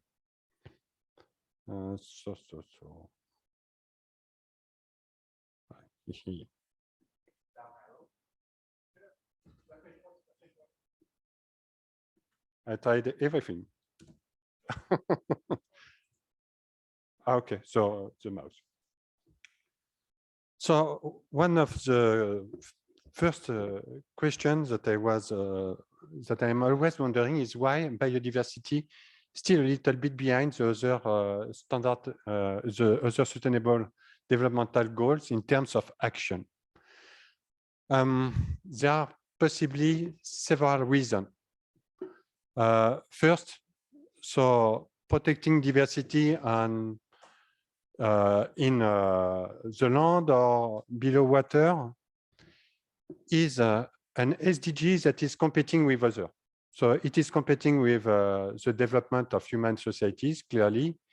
It is competing with agriculture, with zero hunger. And this may explain that these priorities are not on the spot as other things, because as human, we don't see how important is biodiversity for our survival. By comparison, you can see that when we speak about climate change, so people sometimes feel very alerted by this. There was plenty of worldwide meeting about global change. And I think it's possibly a problem of communication of scientists toward politicians. So when people speak about global change, usually they show that curve. So you see that the curve starts from year 0 to year 2000. And we see that the curve is increasing a lot at the industrial stage. So when you look at this, you think, wow, we are really in face of a big problem. For biodiversity, we cannot make this curve. We just have to infer all the start of the curve, just because we have nearly no data from 0 to current days, nearly to current days. Just because in tropical countries like Thailand, so we are still accumulating data just to know the state of diversity. We do not have the right number of species yet. So there is a big problem with biodiversity is that it's difficult to draw a scenario because we miss a lot of retrospective data. So, and I think also it's a good reason why we are not really able to interact more with politicians and with decision makers. So this is something that I consider important for the proposal we do. So just to remind you the context, you know that Southeast Asia is hosting 4 biodiversity hotspots. So all Southeast Asia is covered by biodiversity hotspot. You know also that this biodiversity is one of the more at rate in the world. So here you have the map for the mammalian diversity at rate. So you see that the red spot, this is Southeast Asia. Of course, Southeast Asia will be exposed to climate change. So maybe I have to nuance this a little bit because the scenario for temperature rise in Southeast Asia are not as dramatic as in other countries, like for instance, the sub-Saharan belt in Africa. But if you try to link this with biodiversity, maybe this moderate change can be dramatic because you have a high level of biodiversity in the place. And finally, since more than 50 years, you have a dramatic change in terms of land use and land cover. And this is one of the main drivers of biodiversity change in the region. Here, this is a map of Cambodia. So from 1976 to 2016, so you can see that deforestation is intense there. If I was displaying the map of Thailand, you may have something completely different because Thailand is starting reforestation since the year 2000, so 1990s, and it was achieving its green revolution, would say in the 80s. So we have different dynamics between countries, and the dynamics you have in Thailand is particularly interesting because not only we are at the end of the drop of, I would say, forested place or something like this, but we are starting policies to reintroduce forest. And if we want to know whether this new forest can be useful for regenerating diversity, we need to monitor more diversity together with the change of landscape change. You probably know also that Thailand is a good student for the CBD, so meaning that for the land, you reach already more than 20% of protected area. So in the horizon 2030, you have to protect 30%. So this kind of change in land use is important because if you want to implant new reserve, we have to be able to draw biodiversity dynamics. This is rather important. So the problems. So if we list the problems, so the first problem is, as I said, we have nearly no data before 1970. If you want to get diversity occurrence at, I would say, at the relatively high resolution scale. So you may know that in the 60s, there was maybe about 1,000 or 2,000 tigers in Thailand. But if I tell you about this species of fish or this species of rodent, we say, oh, okay, we think that it was present in this province, but we don't have comprehensive data just because the inventory is still undergoing. We have nearly no studies that tell us how ecosystems are resilient to global change. And we don't know really how species can adapt to rather short changes like the changes that we have for global changes. And as I said, so we don't know completely biodiversity here. This map is interesting. So this map is a map that was drawn by Yale, and it tells you where to sample diversity to have a chance to discover a new species. And here, this is a map for reptiles. So you see, Southeast Asia is full of red to purple patch. It means that we are very far to have achieved the complete inventory. So if we have chance to find new species there, it's because the inventory is not completely done. There is a lot of cryptic diversity to discover in Southeast Asia. So there are problems and there are needs. So the needs is, of course, to better structure the scientific community, because this concerns scientists, but not only scientists. This concerns people who make the link between the society and the decision maker. So I am thinking, for instance, of a museum or a botanical park, or all kind of non-governmental organization that may enter this kind of network. We need to provide scientific data for conservation policies. People working on climate change, they have the data. We don't have the data. So when you have the data, you can use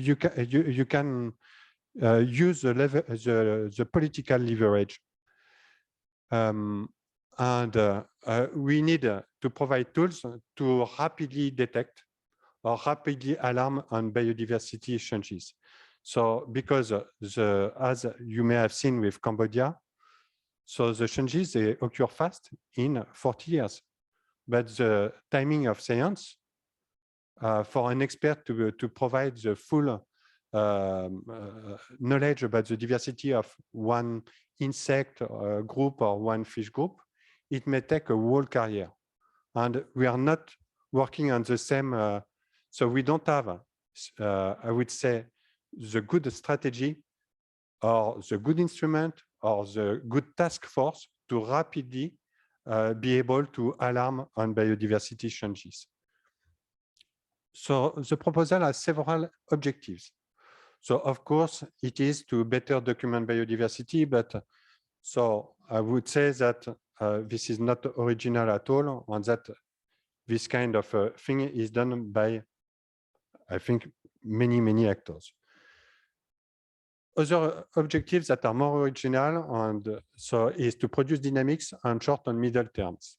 So when I speak about short dynamics, this can be on 5 years, this can be on 10 years.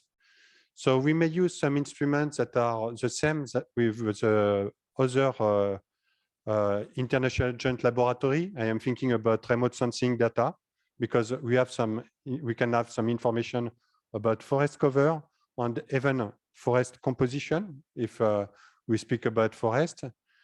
And we may try to look back to the past, so to the Holocene, so back to 10,000 years.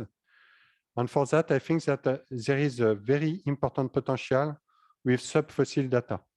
So one partner of the joint laboratory is Faculty of Archaeology at Silpakorn University, and they are sitting on a very huge data just because they have been collecting wildlife in many places, but they have no scientist to label this biodiversity.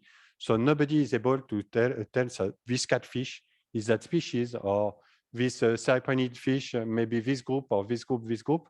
So we may have access to retrospective data using this important collection, but we need to support and improve capacity building in this for this kind of science. We need to establish baseline data for conservation policies, and this is important because you can protect 30% of land, but if you protect 30% of desert, this is, I would say, nonsense, because you will not necessarily put the conservation area in the key place to reintroduce or to restore diversity.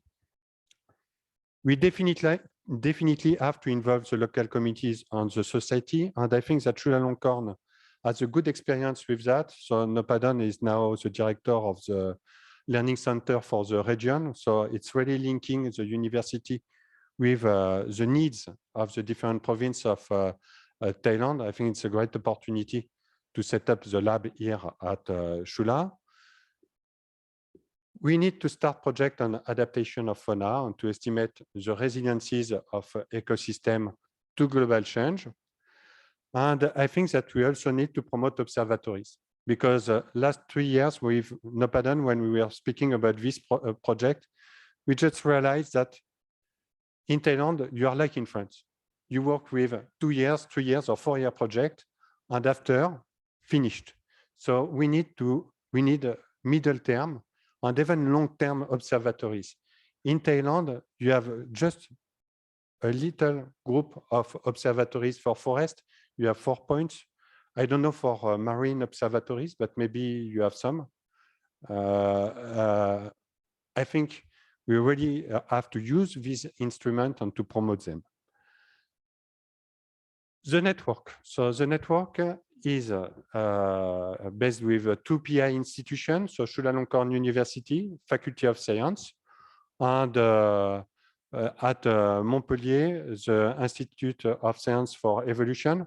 So why these 2 places? So for Chulalongkorn University, you have already a lot of instruments to monitor biodiversity, and this may involve a lot of institute of or department in the Faculty of Science. So for the Faculty of Science, this is the Department of Biology, the Department of Geology, the Department of Botany, the Department of Marine Science. You may have the Institute for Environmental Research. You have the OMIC Center that is directly depending of the Faculty of Science.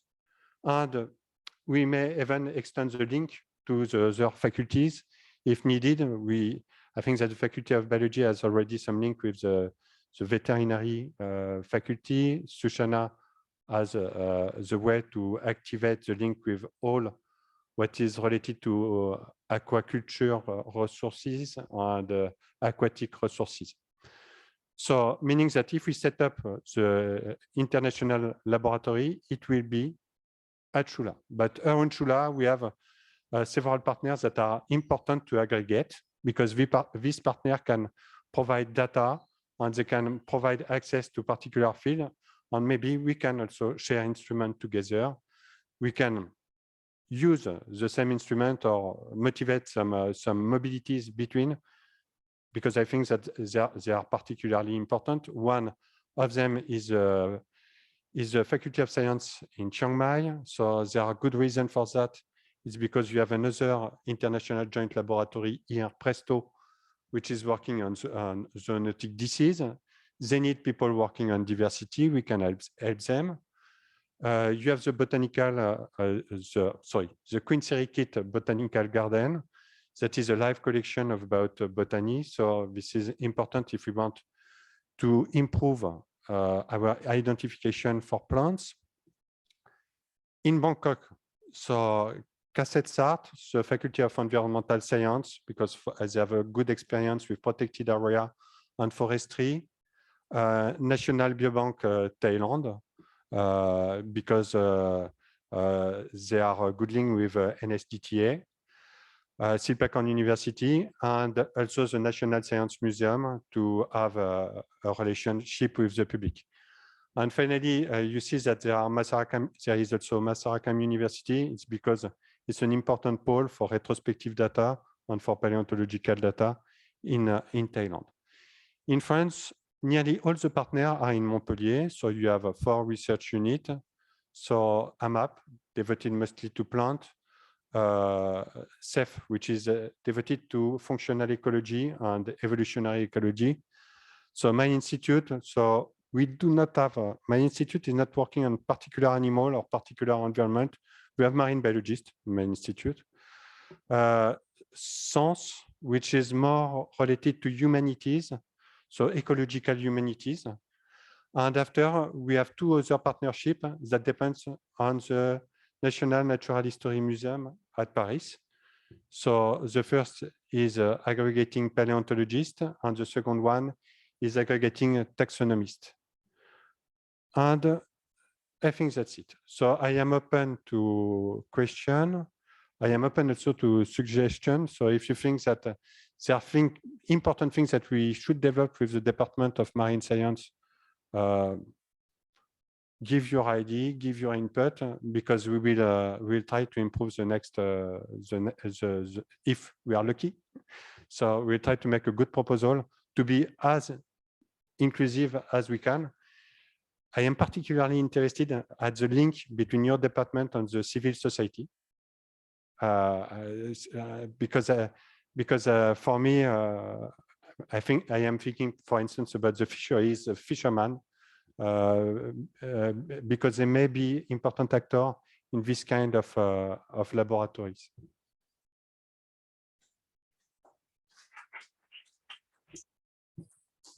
Yes, I have a question. So by 2030, I think Thailand committed to protect 30% of its territory. So no, it's marine and so. Yeah, So what is the actual percentage of protected area? Do you know that? Marine, so so they are in line with the CBD for the continental environment. I think Thailand is even a little bit above 21 or 22%. Already? But for the land, but for the sea, we are far, because for the sea, I think it's just 1 or 2% of protected marine area, but or maybe 3%. So it's very, it's very far low. Okay. from the 30%. Okay. But this is a very sensitive issue, because I think that if you say to fishermen that they will have to decrease their prospect, the place they prospect by 30%, it will be a big drop.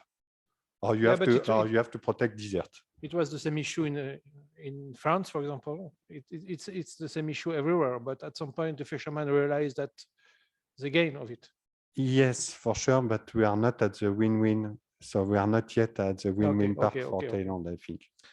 And a question for you: in your department, do you have anyone working on marine biodiversity and working on marine protected area?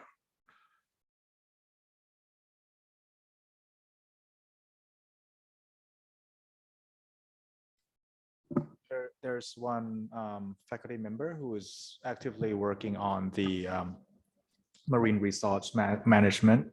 I think that would be like very much like the closest to what you're, yeah, I think she's also touching on the marine protected area as well, although not as the active research of hers. Because if I understand correctly, if there is only 1% of marine protected area and Thailand is committed to reach 30%. We are very far from. Which means that you're going to have some pressure to bring some experts. Yes. At some point. Yes. Okay. I think that's something that definitely needs to be worked on. Yeah, for sure. But really interesting thing to really touch on. I'm not sure if Suryan has something else to add.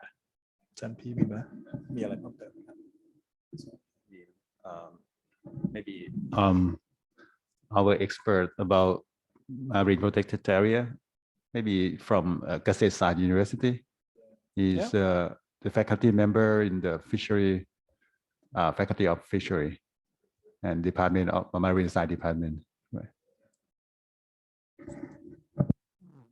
We'll make a little footnote in our notebook and then definitely link you up with him. It's not that, like, it's a small marine scientist community here. We never actually like, oh, here's July, here's Kasset Science, all this that. is why I was asking you. Yeah, right. So so we do actively work with that faculty member as well in some of our projects that we are currently doing. So, and I think Sushai is definitely one of the best person in the country to be actually like talking to in terms of the marine protected areas. How about the Aquatic Resource Institute? Yeah, so we have Research? her right here. So yeah. So what is, I mean, the main goal of this institute is fisheries, mostly? No, it's generally like aquatic resources. It's very general. So it's both freshwater and marine ecosystems. Okay. Fisheries, aquaculture are just two of the topics that are like some of the thing that they are researching on, but not everything that they're doing. Their work actually is like a big umbrella. I would definitely put it that way. I think Yorwadi, you have anything else to add about the ARRI? I mean, I think that there are two people in this room so Yod is from Aquatic Resource Research Institute, and we also have Ploy, who is also from the Environmental Research Institute. So both of them are, I think they can say something about their institutes, and is.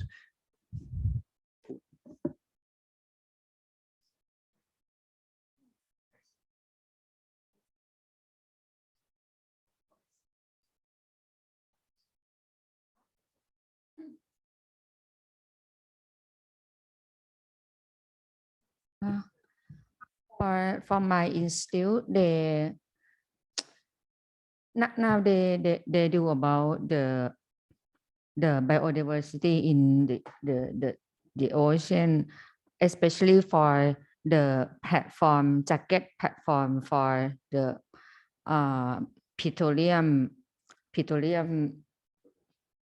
production that is out of work, and they study about the biodiversity at the jacket under the water, and some of them do about the aquaculture, about หอยเป่าฮื้ออาจารย์ about some yeah, abalone. Yeah, and some of them study about eDNA in the sea creature. So in terms of resources, you mean resources that Thai people eat, like fish, abalone, resources, yeah. Okay. Yes, and I do about riverine debris and marine debris, not about biodiversity like them. Okay. Yes, and about. For my institute, for Environmental Research Institute, for biodiversity, my colleague and I, we work on the environmental DNA of the phytoplankton and zooplankton, also in collaboration with marine science. Dr. Ishika, we work together on the, we study the river, Bang Pakong River, and actually we just finished that project. So from my institute mainly is about that, mainly plankton. Yeah, because there are a lot of political discussion about biodiversity in Thailand and in the world, and my guess is pretty soon there will be some funding to do science really directed to biodiversity. On terrestrial biodiversity, it seems that, I mean, it seems easier in a way. I mean, I'm not sure. So with the Mekong River, it's what you said is interesting because some other people have tried the eDNA or something like this, and I think that Shula might be the best platform to do that, even if. So we have currently some problem so I'm working with people at the Office of Natural Water Resources. So the Office of Water Resources of Thailand. I do not remember exactly the name. Yeah.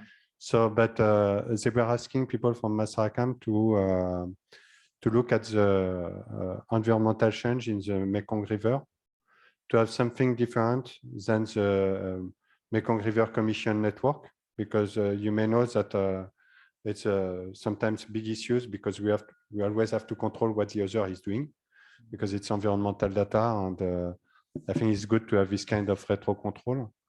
And so this kind of proposal is to better link people together because we see that people are not communicating. So people at Masaryk, so this weekend I was at Shankan at looking at plankton, at looking at fish, at looking at environmental parameter on the Mekong River. But right now I discover that you may have done environmental DNA at Chula, that maybe some people may have been looking at the plankton or things like this. Also, I'm pretty sure about that.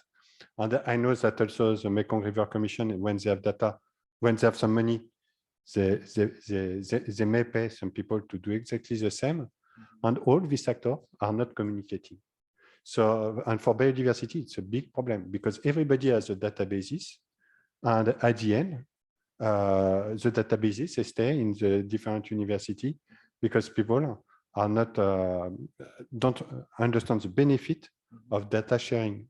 So maybe for people here would be super interesting to study this this part of the plankton. For some other people would be super interesting to study a species, a given species of cyprinid fish. The net are the same, the instrument are the same, but the government pay 3 times the same thing. So I think we can better coordinate. I mean, just to make a little comments on the biodiversity part that you mentioned. So I think for more than 20 years, researchers from Chula and also from other universities, I think we have a big group from Chula doing all the biodiversity work. It's not just for terrestrial ecosystems, but also marine ecosystems as well. Apple is very active in that project. And I mean, this is pretty much what you mentioned. There's a lot of faculty members from marine science, from biology, from botany, from geology. Yeah, and I believe, I'm not sure because I haven't actually talked to Noppadon about that, but I think this is sort of like what you're proposing could be very much in support to what they are already doing at all. I guess they have been doing for over 20 years. Yeah, but it's not just terrestrial, it's also marine ecosystems as well that they actually had been actively researching on. Yeah.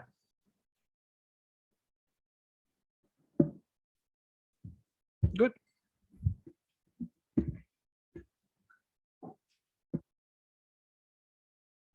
We are coming towards the last section of the workshop.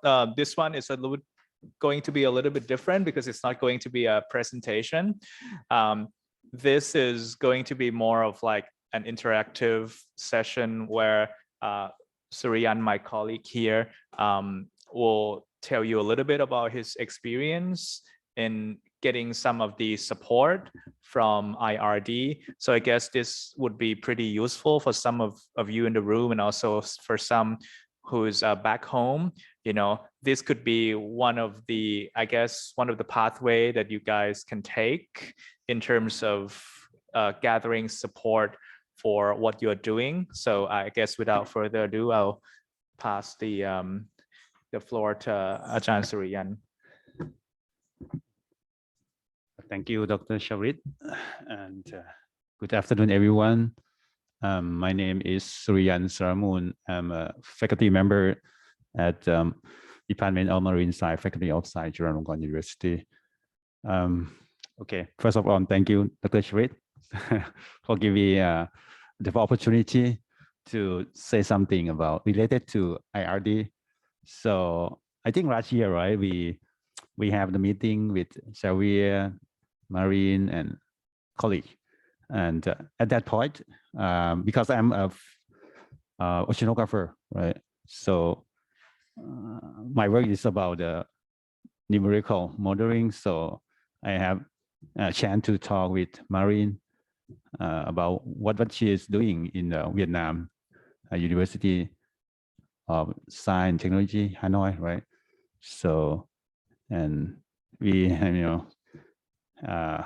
we give share the email and so communicate through the email. And one day Marin told me that she has a class, numerical class for about 1 week class. So at that time I have 2 master students. So I asked her whether I can send them to Hanoi to, sit in her class for a week. So she said, okay, I can send them to Hanoi. So I asked my student whether they want to go because I think this is a, experience to be in the foreign country and to listen to the English, not Thai, So I sent them to about 2 weeks. The funny thing is one of my students, the girl, she is very scared of living alone. When she told me that she could not sleep at all for the whole week. So she like 5 a.m. in the morning, she just sleep at that time. So she opened her eye all the night. So because she could not sleep alone, she had to turn on, the light all the time. So yeah, but she survived for the whole week, right? So that one that is not my experience, but their experience to to be in Vietnam, to listen to the lecture from Marin, and that's the first one. And the second one, I got the email from Xavier, sent me the email about the training program in about the numerical modeling marine plastic. Yeah, I think the program is based on the network of, I think, Passport 2C, right? Is I look at this, my laptop and my iPad is in Southeast Asia. There is 2 countries that has been in this network, Vietnam and Indonesia. Hopefully, Thailand will be the 3rd country for the Southeast Asia in this network. Hopefully, so I applied the 4-day training workshop in Brest, yeah, but the city is called Frausone or something. Yes, small city, right? So yeah, right now I'm going to be in Brest on what 2 to 5. So, but right now in the process of apply for the visa. But before I got the visa, I had to have a new passport. So right now, yeah, that's the problem, that I could not do anything because I wait for my passport. So hopefully after I finish my training, doing 4-day training in May, hopefully after come back, we have some small workshop for marine scientists in my country, like in Kazakhstan or in Burapha University, share experience about modeling, about marine debris modeling that I will gain from this workshop. So that's all I have right now. So next time, if I have a chance, I can show you what I have learned from France in the following month. Yeah, thank you. I hope you can sleep alone. Yeah. Okay, so you're waiting for your passport to get the visa? Yeah, and I sent the document through the university. Then the university will give me the official document that I can apply for my passport. So I'm gonna get the official passport. So after I got that, I can apply for the visa. Parce que just for on the French part for the visa with the embassy, it takes a minimum of 2 weeks. Yes, for the visa. I think Now so. it's Yeah. kind of So Yeah. hopefully next week I'm gonna get Okay. passport. So if you have any problem with the process for the visa, Yeah. just tell me. Yeah, I used to apply for the Monaco visa, a Schengen visa, right? Yeah. I went to Monaco last 2 years, Yeah. so it's take about 2 Yeah, weeks. it's 2 weeks. Yeah. It's a full 2 weeks. Yeah. Mhm. So this International Research Network Passport 2C is the one I talked about on plastics. So this is one of the training. So I think the training is not only about numerical modeling, but also the method. Yeah, but in this time, in this workshop, it's about the numerical modeling. yeah. Yeah. And your student, you had 2 going to Vietnam. They were pleased by the training, by the yeah. Yes. Okay.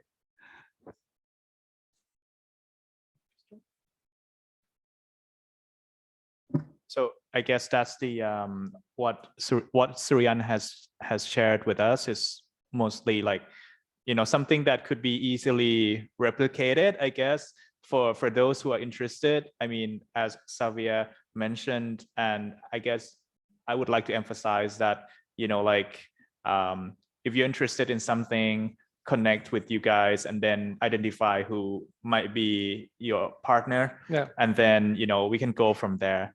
I mean, there's a lot of room for opportunities. I think Xavier has done a whole lot of explanation in the very beginning of the workshop about what kind of support and the level of support that IRD has to offer. So I think Suryan is one of the good example out of that, you know, the support that was given by the IRD.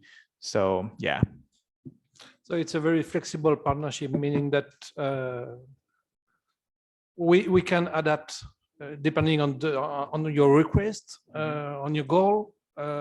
Even if we don't have the answer among us, we can find, I mean, different options, and there are some opportunities.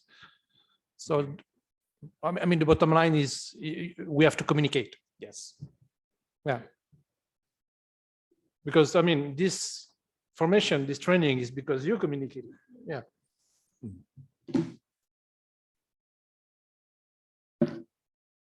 So I guess for like the students and postdoc, early career scientists in the room, you know, it's always plenty of opportunity. All you need to do is just start that conversation.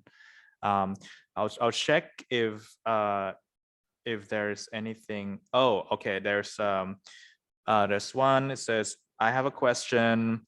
If I would like to join the workshop in May, is there any registration fee? No registration free, but it's too late for this one. I mean, it was for a specific number of people. I think they're already full now. I don't know when was the deadline, but 1 month ago, yeah. But there's always some other workshop happening, right? So I guess I can transmit. The thing is, I receive a lot of things like that. Yeah. So I have to communicate to someone. Mhm. I knew that you could be interested. This is why I forwarded this directly to you. Mhm. But maybe I should have someone in your department where I can send this kind of information. You can just send it to me, and maybe I'll start like a mailing list Yeah. for those participants today, both like on site and online from home. And then, you know, I'll pass around the information from you to this group. Okay. And then I also welcome if there's any other friends of yours, colleagues of yours, or even your supervisors who might be interested, just let me know and then I'll add them into that mailing list. I think it could be easily done. Okay. And then we can keep everybody updated on the upcoming events, trainings, workshops, so they don't miss out. I just want to add some to these actions. Yeah, I just wanted to add one thing is that, for example, apparently there are many people interested in microplastics, either numerical modeling or in situ observation. And so there are existing training or already organized training. But if we see that, I don't know, many people from Thailand and maybe for other countries would like to have a specific training on one point, this is something that we can organize, and that's what we have been doing in Vietnam.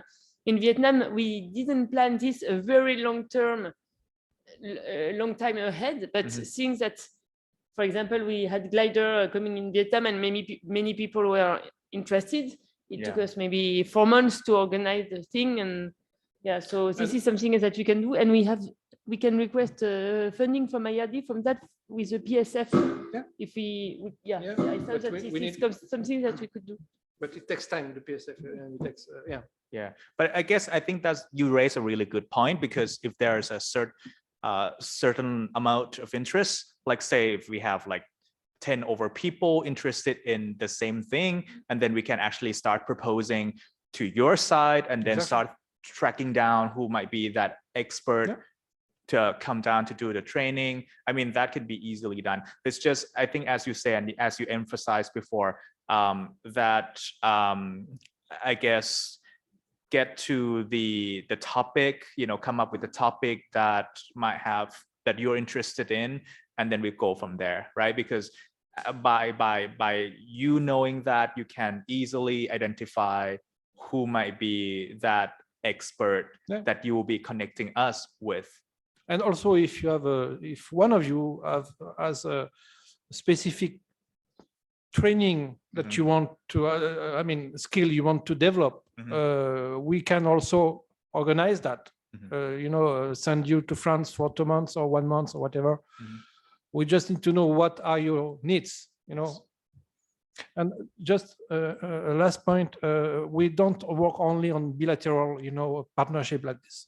We try to have this trilateral, like a triangle, approach, meaning that, okay, there is France, but we try to make the link between countries from the region. And training, for example, are not necessarily made by the French side. For example, as I told you, one of you, we try to organize a training by one of your one people from your group, going to Vietnam to train people from Vietnam on a specific analytical protocol you have here, because they have the same machine, for example. So we pay the trip for the training in Vietnam for one Thai researcher from your group. So we can also, process like this. May I add something? So it's not completely related to training, but it's related to meeting each other. So in December with Sylvain, we went to Ho Chi Minh, to Saigon, where we have other colleagues working there. And so we came here and we went to Cambodia. And we saw that there were many either overlapping or complementary initiatives or tools or expertise. And we thought it would be very interesting to gather everybody for once, just, to share and to see if we can build projects. So we have the plan to organize a workshop, maybe 5 days or something like that, this autumn. I'm going to work with Xavier and the people in Cambodia and in Saigon for that.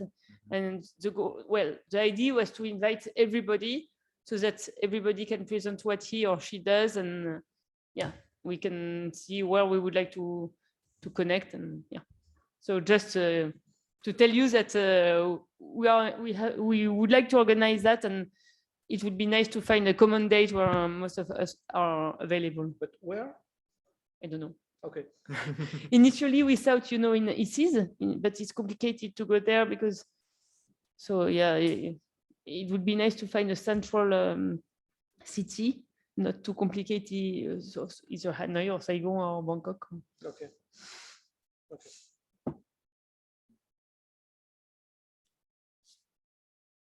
Let's see. Okay, any last word from Salvia just to wrap things up? Oh, well, thank you again for inviting us again. So this time, I think you have all the elements with what we presented to understand a bit more how we work, what are our objectives. Everything we do is not, as you have probably understood now, we don't only, we work because we have interest in science, but we work with you and we work on your priorities. So this is what you have to understand.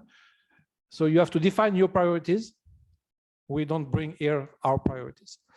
And then after we can see how we can develop from that with all our possibilities. So do not hesitate. I'm very near, you know, so you can always contact me by email and even visit. And we'll try to find a way, I mean, to develop this partnership. Because last point, the ocean is one of the priority now, not only in Thailand, but it's raising concern. And so there will be a lot of projects that can be built up, I think, not only on plastic. Excellent. Okay, so okay, I think we're coming to a close, but before we part way today, our department chair has left us with some gift for you guys. So I will just ask Suryan to give this to each one of you guys.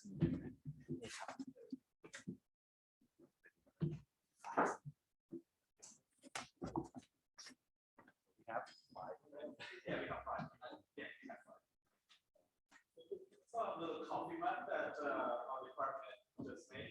I hope you like it. So let me see. Maybe I don't.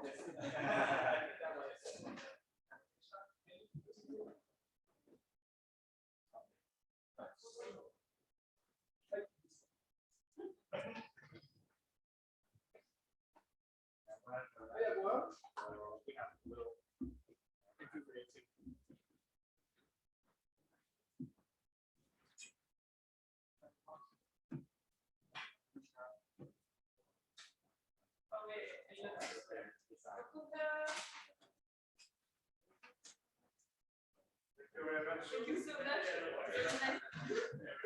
Yeah, thank you so much. Maybe a last picture, everyone? Okay. Well, thank you very much. Thank you. So I'll send the, you guys not mind if I share the slides? No. Yeah. So I'll put it on the front and share it down.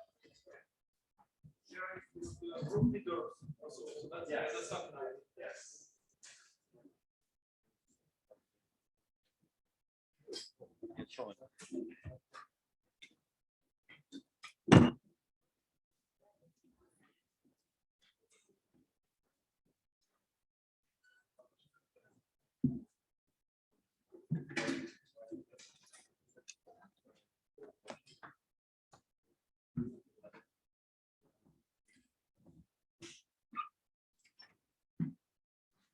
Well, you guys can take more snacks or refreshment back home. There are plenty. I don't want to bring them back to my department, yeah?